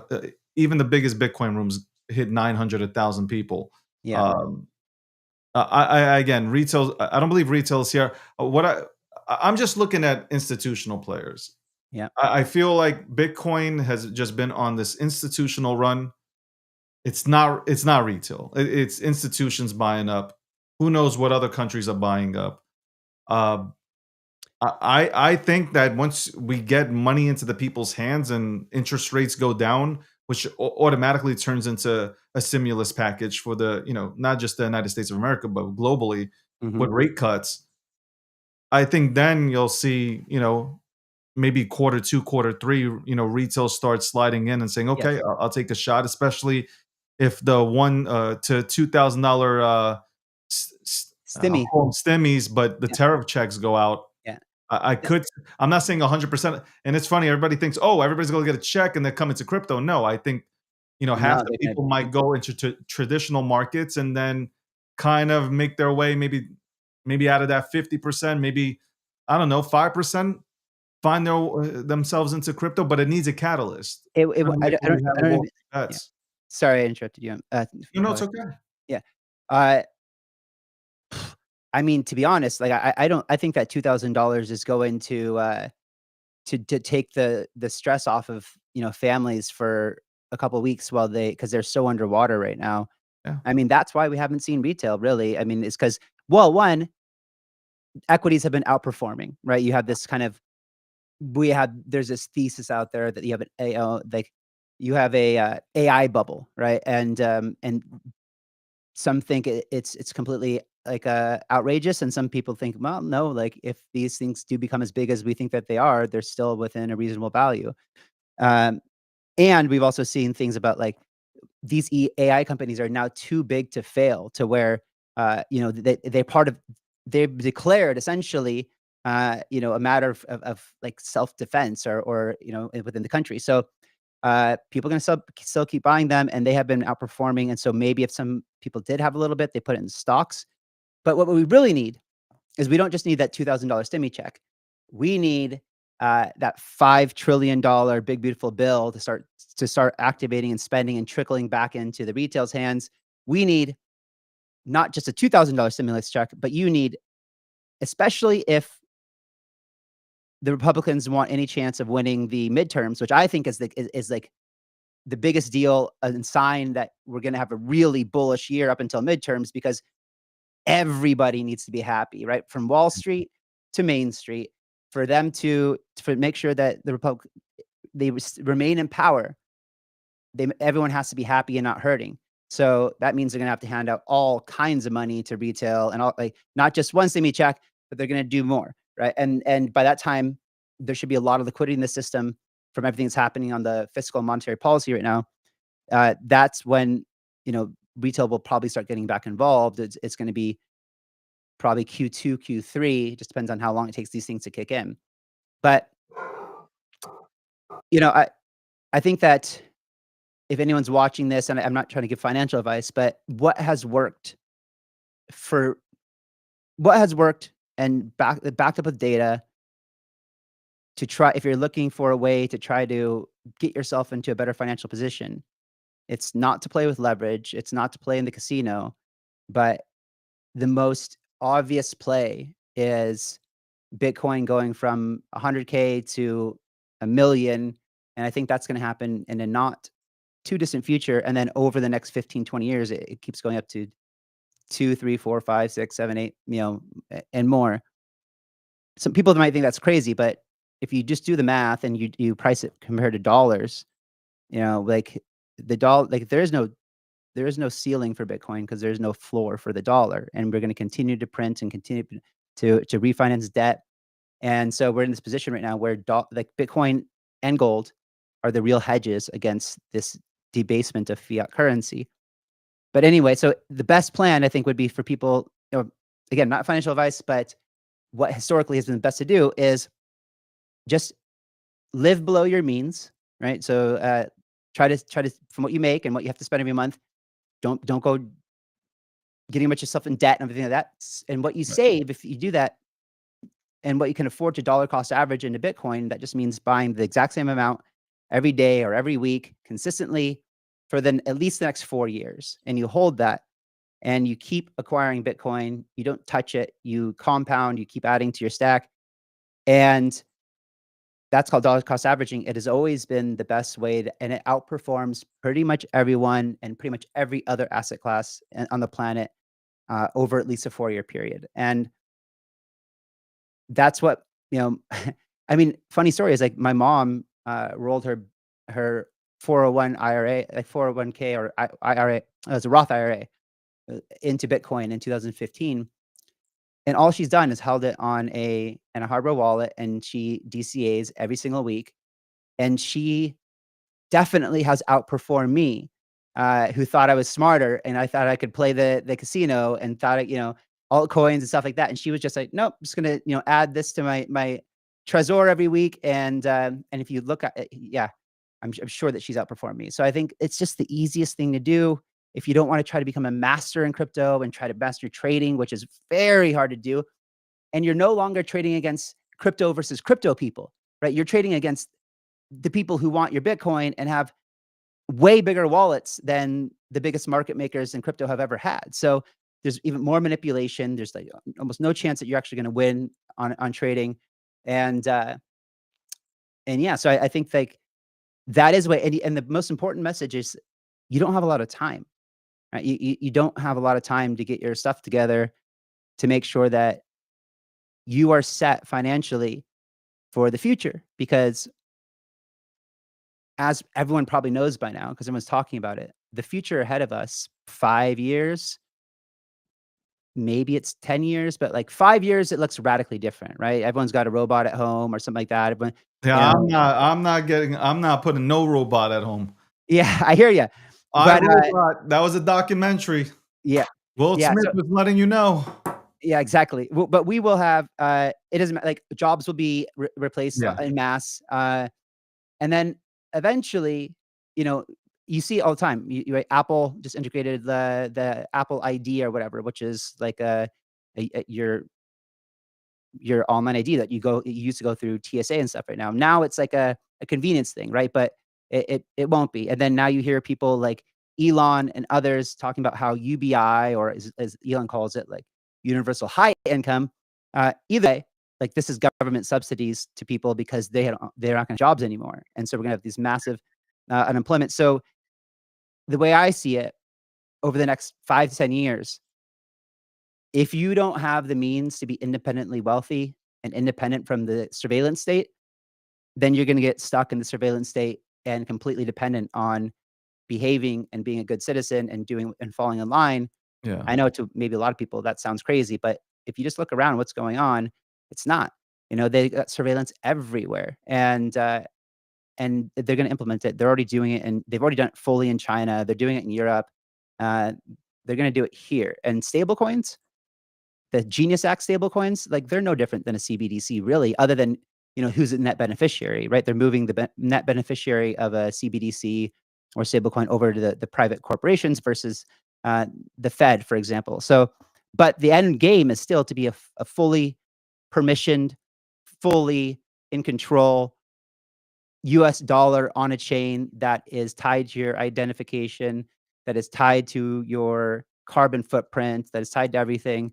And yeah, and so if you want to opt out of that, that's what Bitcoin was made for, you know. And so I just think it's important that people understand what's coming, and yeah, learn AI. Learn that if you guys are not on, I mean, to get ahead for right now, if you are not using AI in your life every single day, and you're studying on how to use it properly, because the difference between opening ChatGPT and just asking a Google search, and then actually using real prompts, like a knowledge base that it knows you very well, you use it every day, and the pro mode, it's night and day, right? So most jobs are becoming essentially replaced with AI capabilities, and yeah, I just hope people are paying attention to what's going on, because it's something that we've never seen before, and I think people should be paying attention.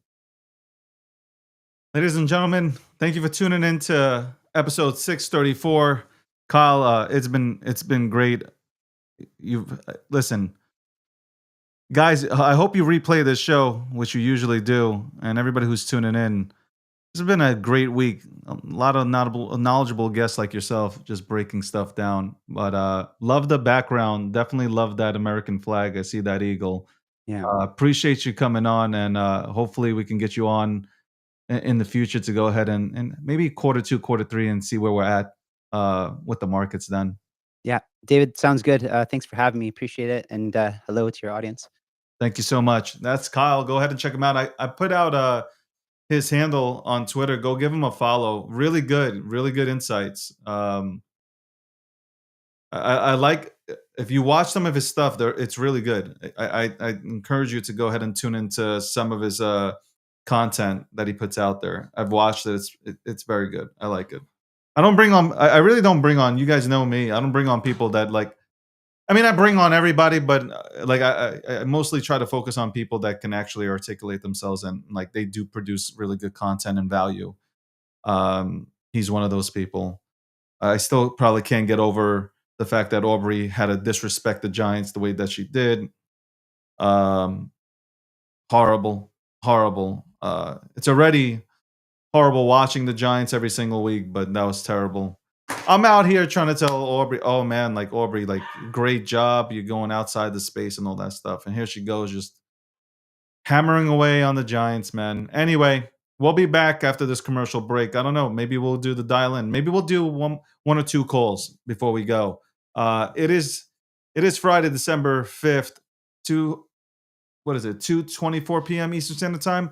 We'll take a few calls and then we'll do the quote of the day and then I don't know. We'll figure it out. Gemini, the commercial break.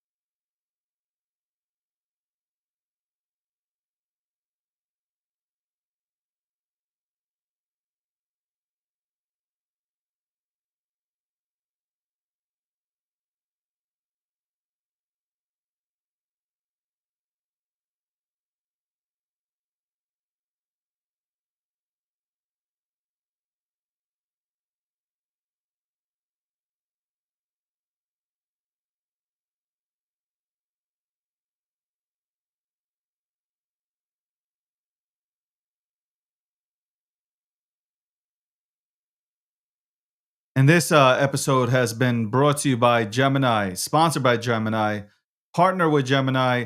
Episode 634. Go to gemini.com/David G to look at the lineup of credit cards that Gemini has to offer. All issued by WebBank. And also click my link. Trade $1,000 in crypto, get $100 in Bitcoin. Let's go ahead and get this party started.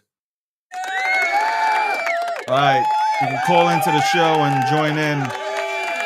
Being that this is the first time we're doing this. This is the first time that anybody's doing this. Let's make this very clear. You see anybody else attempt to do this, you know where they got it from.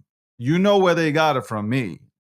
Just like with the suits, now I'll be with the call-ins. And that's okay. You don't even have to acknowledge me. You don't even have to acknowledge me. I'm happy that I can help. How about that? I'm happy I can go ahead and help. I am that guy. I am that guy. You know what I'm talking about? I help. I just help. Anyway, let's go ahead and let's make it easy for the call-ins. By the way, what I've noticed now, and what the team has noticed now, is that viewership is going up due to the fact that it's a 2-hour show now and not just a 1-hour show. So I'm happy to see that. We are at we're about to hit in the next 19 minutes 3 hours. This is only supposed to be a 2-hour show. But we're about to hit 3 hours here. So welcome to the Breakdown, episode 634, sponsored by Gemini. Man, what a great week. Next week is crazy, man. Next week is going to be absolute bananas. But here we go. We got a call, so let's go ahead and tune right in. Hopefully this is not a stupid ass call. Hold on one second. Let's bring whoever this is on. Yo, what's going on? You're live.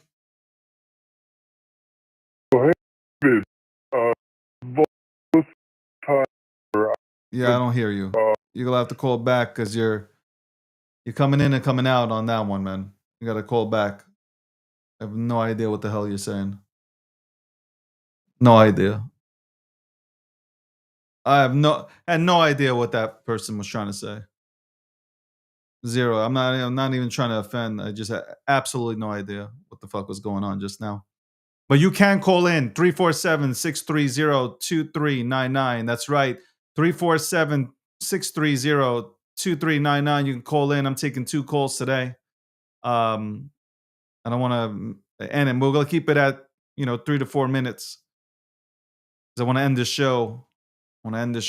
Within the next 20 to 30 minutes. So, oh, okay. I have now confirmed that somebody who's extremely special, and I'm talking about special ed, had called in. And I don't know what the fuck they were trying to say, but it is what it is. Guys, I haven't even looked at the markets. Let me look at the markets because all you guys have been doing is blitzing me with market. So let's look. Let's see what's happening here. Let's see what the hell is happening with the markets. You guys are crying about this shit. Stop crying about it. Just buy it. Okay, the markets are recovering. It's at 89,449. So there you go. Ethereum's still at 3,000. It hasn't moved. Solana's at 132. So it's making a little bit of a comeback. Don't worry, man. Don't worry. All right. We got another caller calling in. I got to screen these calls, by the way. I don't know what the fuck I'm doing here, man. Not screening. You're live with David Goxton on the Breakdown. What's going on? Bro, I don't even hear. Like, if you're on a voice changer, it's not gonna really work for you, man.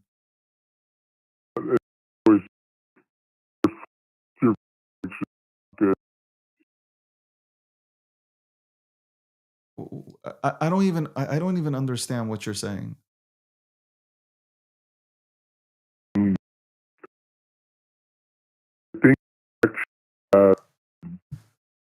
Bro, I don't hear you, man.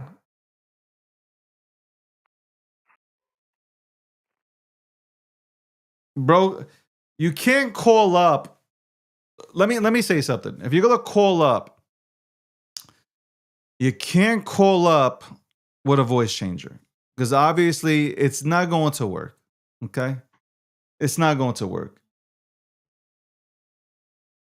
It can't be my connection, man. It cannot be. Hold on, let me try this again. You know what I'm gonna do? Let me try this again. Let me try this again. Ain't no way the connection's bad. Ain't no possible way that the connection is bad. Let me go ahead and try this. Let me disconnect. Let me reconnect. I wonder if I have to, honestly, I really wonder if I have to link this up. If I have to hardwire. I don't think I do, because like if you do spaces, you don't really have to hardwire. You could try again, I guess. You can try again to go ahead and call. But again, you can call up 347-630-2399 and get your shot to go ahead and have a conversation with yours truly. But the market is the market, man. I don't think we're going to 50K or 60K or any of this shit that people are saying.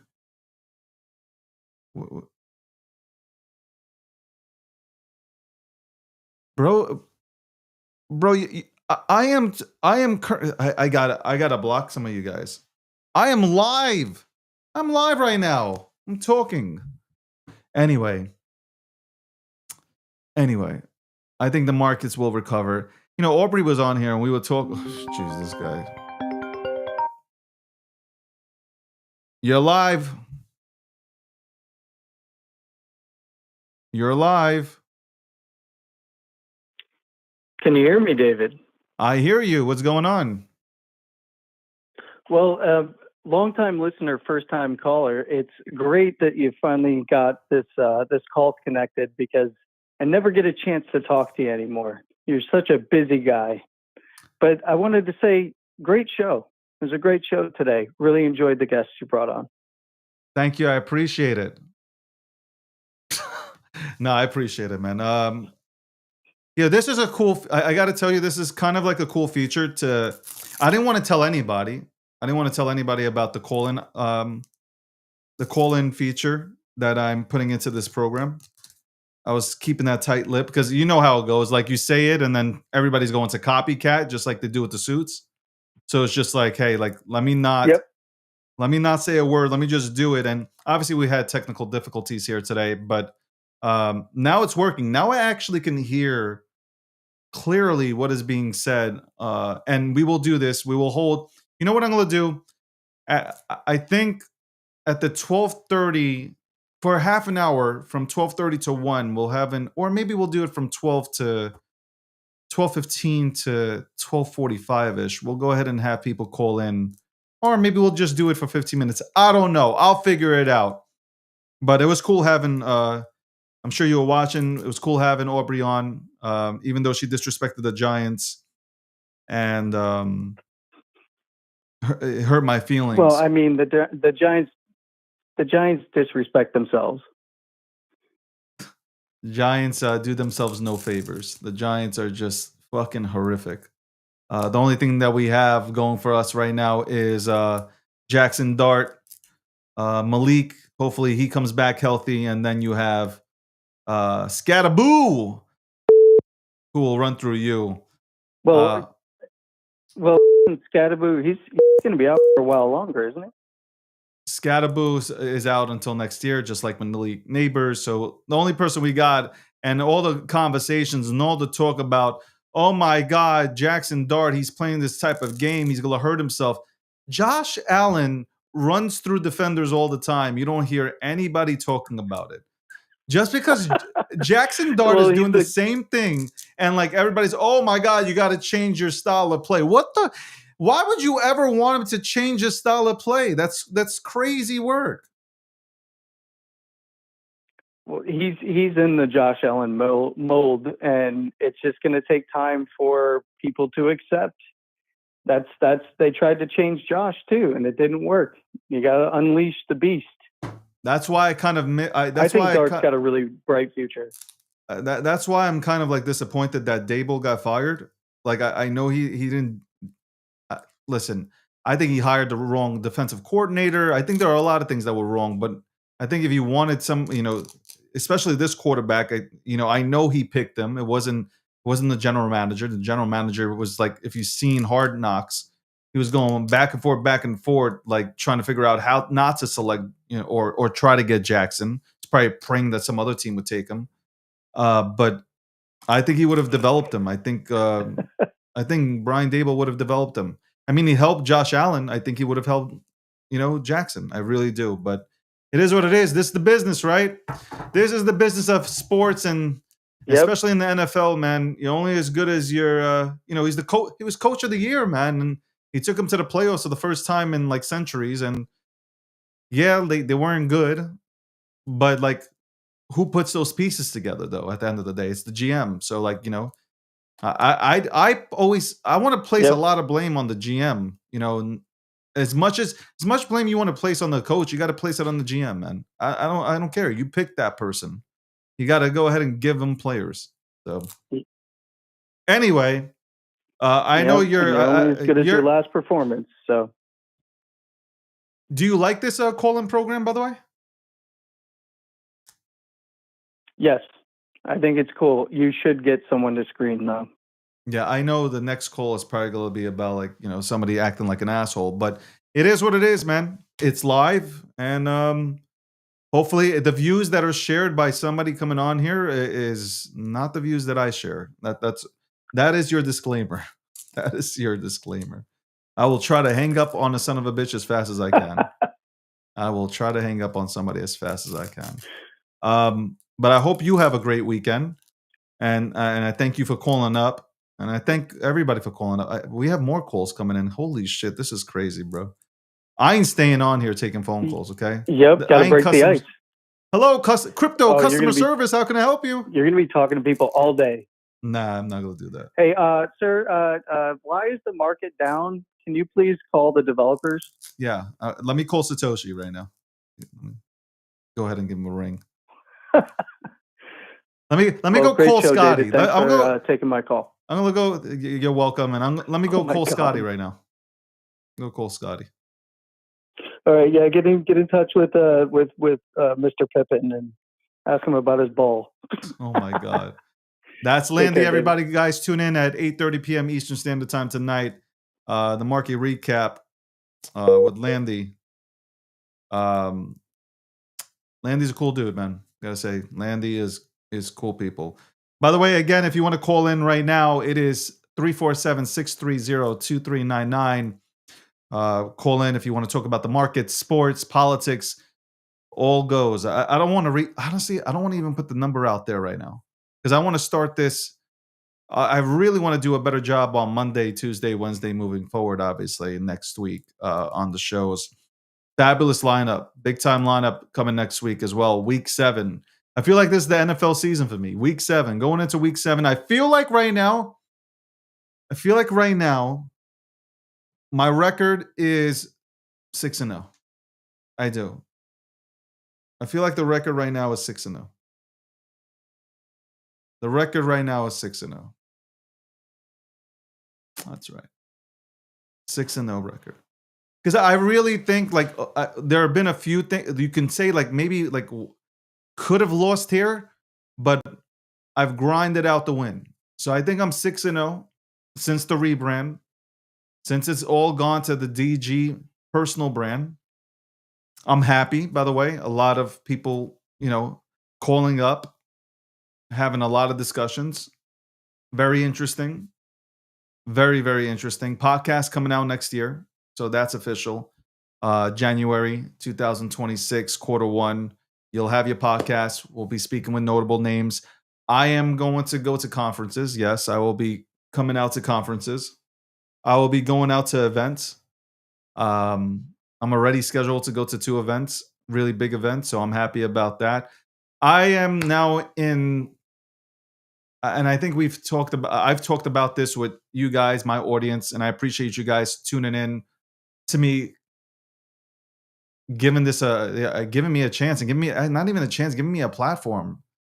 Like it's you guys that show up every single day that give me the platform. A lot of really cool emails, a lot of cool DMs. Understanding that like I'm trying to be a part of the new media, and what I mean by that is we can tell the story about crypto better than mainstream media. Period. They don't know crypto like we do, and we're going to be able to tell the story of crypto to everybody who's still out there trying to figure out what crypto is all about. So that's cool. That's cool. And that's basically the goal. And I also obviously I took politics and I love politics.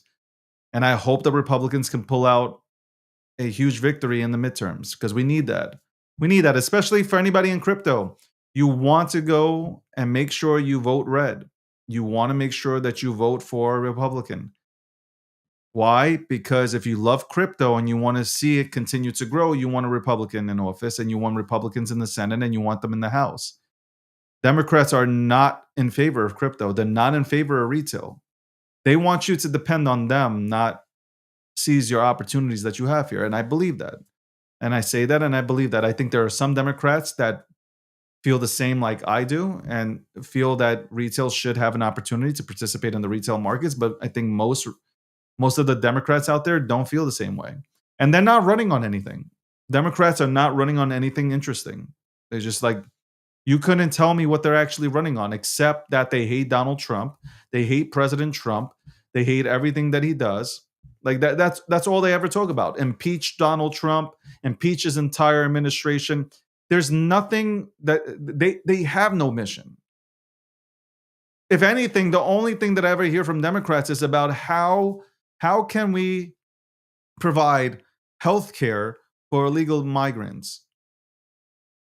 People who are illegally in this country, they're concerned with them and not concerned with the people that were born here, that are American citizens, that put in the work, grind away every single day. You don't hear much talk about the everyday American, the blue collar American. You don't hear talk about that.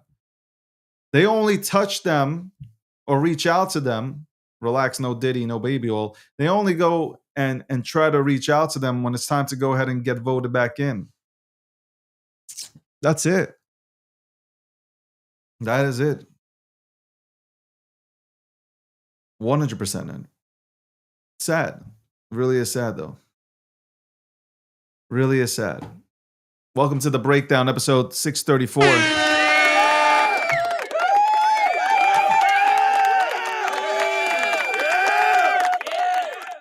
Really happy about getting, honestly, like I got hit by TikTok though.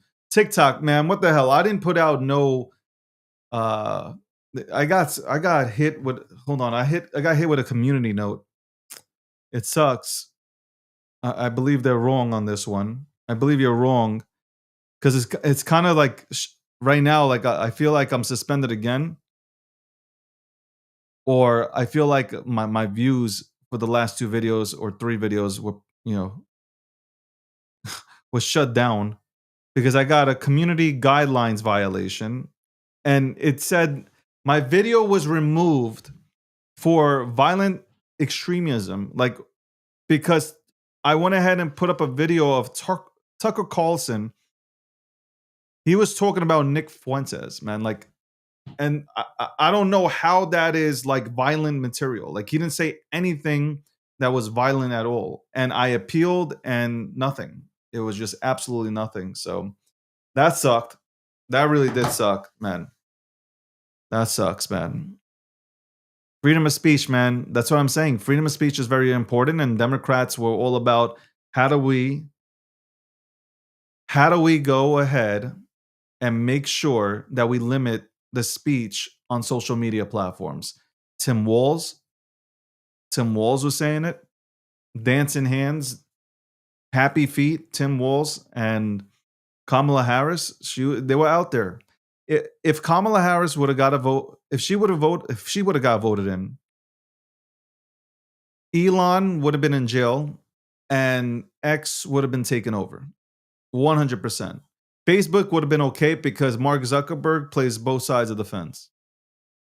So they would have been fine. No worries there.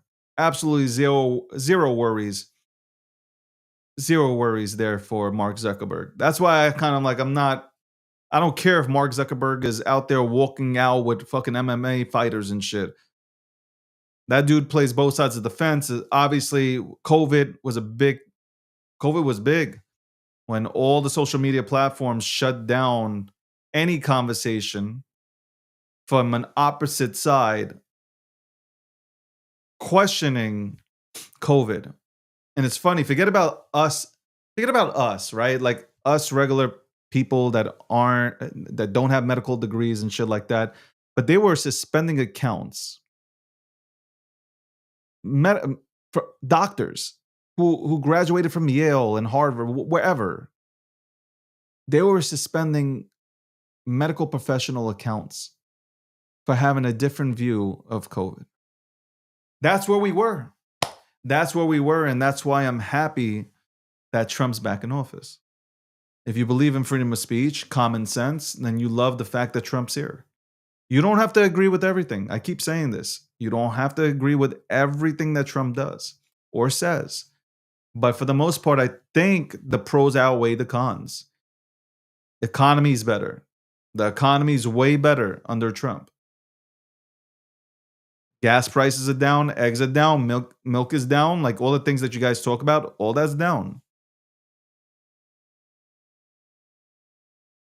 Tariffs, using it as a tool to bring back investments into the United States of America, that's great. See, these are things that he's still fighting with China, but China's going to have to bow down. They're going to bow down. China ain't winning this. The economy's better. For crypto, it's amazing. Vanguard now, $11 trillion asset manager, they're in play. They're telling their clients to get in. Bank of America suggests 4% of your portfolio should be allocated into crypto. If you're in crypto, there's no way you're voting for a Democrat. We saw what happened when the Democrats came into office. We saw exactly what happened. For the retail buyer, crypto was completely horrific. A horrific experience. Terrible. Anyway, we'll be right back right after this commercial break. Gemini, the partner, the sponsor, Gemini.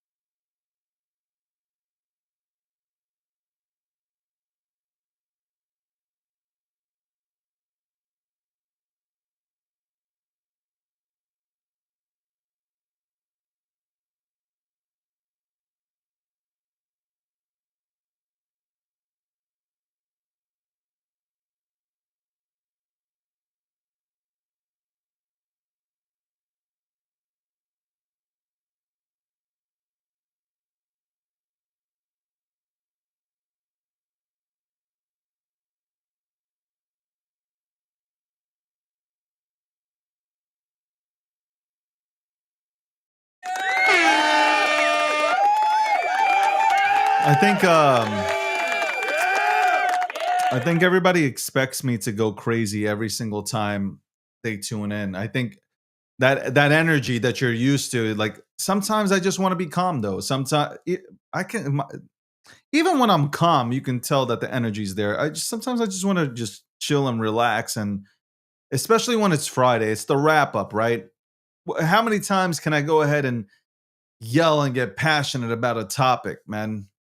A lot of you guys want to be. I feel like a lot of you guys want your hands held. A lot of you guys aren't willing to put in the research, especially in this industry. It's so young. By the way, I need to go ahead and show something. Hold on one second. How dare I not show this? Hold on one second.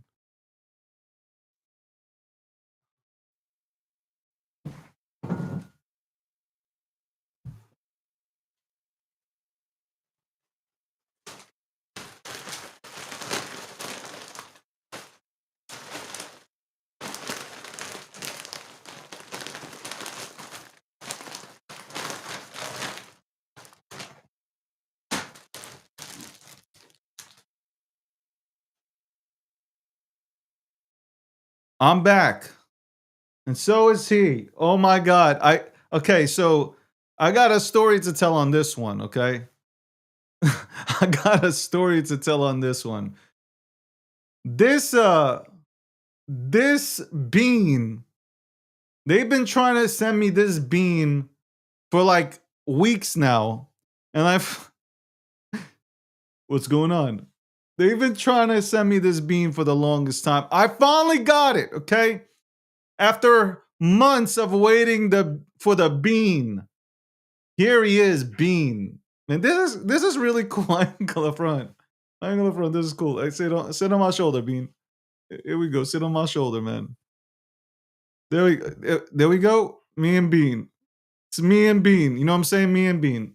Anyway, this has been a long time coming. But I finally got the bean, man. I finally got the bean.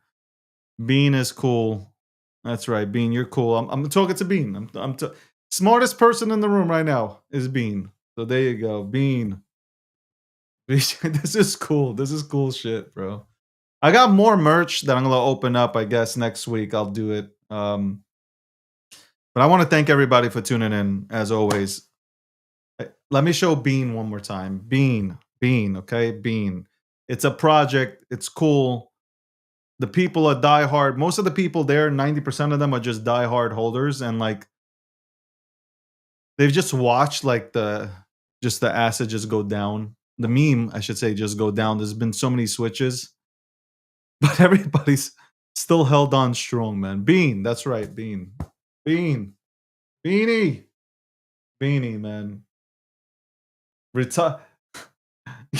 I'm just laughing. I think it's funny. Anyway, welcome to the breakdown.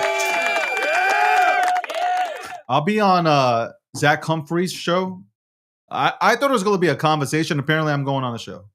So I will be on his podcast at 3:30. If anybody follows Zach, you can go ahead and tune in there. We'll be talking about crypto, talking about the markets. I just want to tell you guys, man, like if you are in spot positions, you're going to be totally fucking fine, okay? Don't worry about anything. You'll be totally fine. Just hold. The best thing to do is just fucking hold. That's it. Just hold. It's funny. I'm only laughing because when I brought out that bean, there's so many people that sit in this chat or sit and watch this show and they never speak. But as soon as I brought this out, people popped up. That's funny. That's cool. I appreciate you guys tuning in. You don't have to talk. I never asked anybody to go ahead and talk. I appreciate you guys even tuning in. That's really cool. Friend is saying, what, really? He showed the bean? Yes, I really did show the bean. Relax, no Diddy. I showed this bean. Okay, I showed this bean, by the way. You can take down that number. That number is the number that you will use to call into the show. That's right. Starting next week, we will have 15 to 20 minutes dedicated to my audience to call in, and we can go ahead and chop it up and talk about crypto, politics, or whatever it is that you have on your mind. If it's mental health, I can't help you. I can motivate you, but I can't help you. Might have to seek out therapy. I will be again at 3. It's 3:01 p.m. Eastern Standard Time, December 5th, 2025 on a Friday. It is Friday. It is Friday. We're heading into the weekend. As we know, Saturday in crypto is going to be and then Sunday, we'll see what happens there. We get them fake pumps and shit. Long term, though, we'll be all right. We'll be totally fine. We will be okay. We're going to make it. At least those that actually put in the effort, put in the time to research and learn about crypto, you will be okay. I promise. I promise you'll be okay. Or at least you have an opportunity to go ahead and succeed in this space. I hope all of you guys accomplish whatever you want to accomplish in life. I really do. I really do. Look, I'm not lying. Look at my eyes. I'm telling you, I really hope that I hope you guys win. I hope you guys win. And I hope you do it for the right reasons. Do everything for the right reasons, man. Don't do it for anybody else. Do it for yourself, man. I signed the contract with myself. I told myself, I'm doing this, man. That's it. I put out a video yesterday of that. Like, I have no other choice but to win. I keep saying this. I have no other choice. I have zero choice but to win. And I'm going to win big. I'm going to win big. Because again, I'm going to repeat it again and be repetitive. I have no choice. I have to. I made a promise to myself. A long time ago, I made a promise to my dad. And I'm going to win. I will win. If it's not today, it's not in a month, it's not in 6. There will be a day when I'm standing there on the podium, first place, with the trophy in my hand. I know what I bring to the table. I know how much value I bring to the table. I know how many people tune into me, and I know how many people I've helped. That was weird. The screen just went really white just now. That was weird. I don't know if that was caught on camera or no. The screen just went really white when I mentioned my dad. That was, oh my God, that is weird. Anyway, let's go to the quote of the day. Quote of the day, ladies and gentlemen. Quote of the day.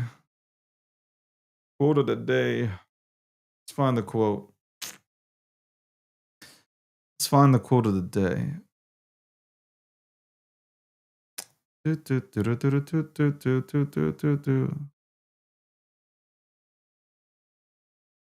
All right, ready? Here we go. This is a long one, but this is how we're going to end it on a Friday. If you got to tell them to help carry bricks, they ain't the ones to build with. Real ones don't wait to be asked. They show up, they see the vision, they feel the weight, and pick it up with you. If you're consistently having to explain what is happening here? Let me redo this. It's not that I can't read, it's just that I'm getting buzzed every second with notifications. I'm fucking reading the notifications instead of the quote. Quote of the day, rewind. What's wrong with me? All right, I had to turn them off. I had to turn off the notifications, man. It's crazy. You guys are sending them like crazy, man. If you gotta tell them to help carry the bricks, they ain't the ones to build with. Real ones don't want to be asked, they show up.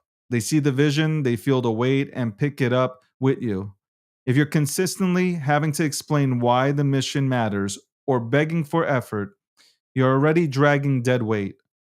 Builders recognize builders. You shouldn't have to convince someone to believe in what you're building if you're meant to be a part of it, or if they're meant to be a part of it.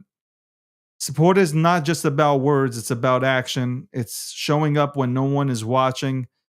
It's taking initiative without being told. The people meant to build with you will bring their own bricks, their own hustle, their own belief. They don't just want to stand in the finished. They don't just want to stand in the finished house. They want to be a part of laying the foundation. If they are not doing that, they're not on your team. Let them watch while you build without them. Ladies and gentlemen, You can't do that with notifications on, man. Long ass fucking quotes. You cannot go ahead and do that with notifications on. I'm seeing like people talk about Bean and shit. Like all my notifications are going off. Anyway, at 3:30 p.m. Eastern Standard Time, I'll be on Zach Humphreys. I think that's his name, Zach. I'm sorry, Zach, if I fucking butchered your last name. But I'll be on Zach's show, and we're going to go ahead and talk about crypto. Obviously, we're going to talk about crypto. Okay, we'll talk a little crypto and have a good time. And then I'm going to shoot some videos. That's right. Then I'm going to shoot some videos. Let's build together. That's right. Let's build together. We can work with each other. You know, at the end of the day, like that's the whole thing. If you don't have an agenda, you can work with people.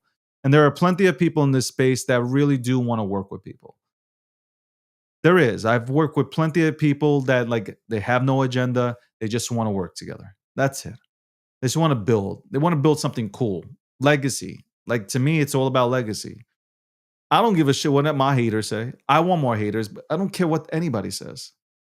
I know, like you know yourself, I know myself. You know what your intentions are. Look, what's the quote? What's that fucking quote? You know, right now, somebody you helped is telling somebody else how bad you are. I think that's the quote. So it doesn't matter. You do these things for yourself. You cut whatever you want to do, whether you want to be a podcaster, you want to go ahead and be a media personality, content creator, you want to be the best manager ever at McDonald's, whatever it is. Whatever it is.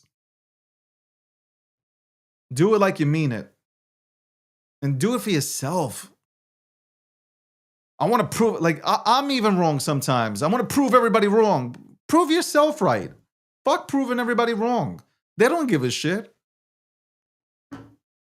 Prove yourself right. That's the mentality you have to have. Prove yourself right.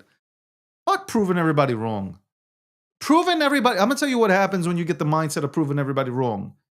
You start proving everybody wrong, like you fuck with your own mission statement. I'm telling you, man. You start fucking. I want to prove everybody wrong, and that's why you start fucking stumbling and tripping. Prove yourself right. Michael Phelps, one of the greatest swimmers of all time, never looked back. Michael Phelps never looked back in competition. He never looked at the competition. Never. And that's the same mentality you got to have. You step onto that court, you step onto that rink, you go to your job, you try to be the best. That's it. Ain't no participation medals around here. You try to be the best. You grind away, you put in. I'm telling you, people who put in massive effort always get noticed. I know so many people, so many friends that like they started entry level but they were wild when it came to effort, man. They gave 4,000% and now they are running shit. And they're not the most talented. And they tell you that themselves. I'm not the most talented. I think I'm talented, but I'm not the most talented. I'm not the most talented person that comes into a room, but my effort, man. That effort, the belief in God, unstoppable. It's unstoppable. Doesn't matter. Doesn't matter what they say or what. You're not doing this for other people. You're doing this for yourself. You want to retire your family? You want to retire your bloodline? You want to retire that entire bloodline? You're doing this for yourself. You ain't proving nobody wrong. You're doing this for yourself. Remember that. Next time you look in the mirror, you're saying, yo, let's fucking go. It's me and you. That's the kind of conversation you got to have. It's like me and you, we're going. We're going. That's why when I was talking to Aubrey earlier today, I was like, man, I don't want to just be in crypto. Like, I love crypto. I love everything that crypto has done for me. I'll continue to talk about crypto because there ain't nobody that can talk crypto like I can, because that's what I believe. Whether or not people share the same opinion is a different story, but I believe there ain't nobody can go ahead and tell crypto or lay out crypto the way that I can. That's just the way That's the way I see it, okay? You don't have to agree, again, but that's my personal opinion. But I also want to do other things. I want to talk about politics, okay? I want to talk about politics. I want to talk about a lot of stuff because I think I can break it down. I know I can break it down from a different perspective, which people would appreciate. My audience would appreciate it. By the way, I try to go ahead and get Facebook on today. Horrific. I don't know what the fuck I'm doing on Facebook. Honestly, I don't. Facebook is absolutely horrific to sign up to. We got to link this shit up. We got to bring in the audience. There are plenty of Facebookers that don't want to go ahead and come onto X or YouTube. They're just on Facebook all damn day long. Here, I'll give you this one more time, Beaners. There you go. There you go. This is cool as shit. I can't front. This is cool as shit. Anyway, thank you very much for tuning in. I hope you guys have a great weekend. Again, you can tune into that podcast at 3:30 p.m. Eastern Standard Time. I think it's on YouTube. I'll be on there shooting the shit with Zach Humphreys, talking about crypto. Okay. Talking about crypto. On that note, Gemini is the sponsor. Sign up to Gemini. Click the link. Sign up to Gemini. And by the way, I know everybody from Canada. I think they're probably working on it. I don't want to speak for Gemini, but I think they're probably working on it. I think they want to see you become a part of the family. Okay. I understand. My audience, a lot of my audience is from Canada. A lot of my audience, my own team is from Canada. That's the craziest part. My editors are from Canada. Anyway, thank you very much for tuning in. I appreciate you guys. I'll see you, or you can see me on the podcast right now at 3:30 p.m. Eastern Standard Time. This was episode 634 of The Breakdown. Holy shit, 634. 634. That's the official. The unofficial number is way more. Podcast coming Q1 2026. I'm excited. Next week is a big week, especially. Hold on. No, actually the week after that. But next week is also, we have a really good fucking lineup. But the week after that, save the date, 12/19/2025. Let's fucking go. On that note, I'm out. Deuces. This show was brought to you by Gemini. That's right. Gemini.com/David G. Go check out the lineup of credit cards that Gemini has to offer you from WebBank. Yes, it's issued from WebBank. You can save up to 4% on your purchases by using the Bitcoin credit card, the XRP credit card, and the Solana credit card. So go check that out. Also, click the link, sign up to Gemini. Trade $1,000 in crypto, get $100 in Bitcoin. There you go. Guys, you have tuned into episode 634. We will be back on Monday.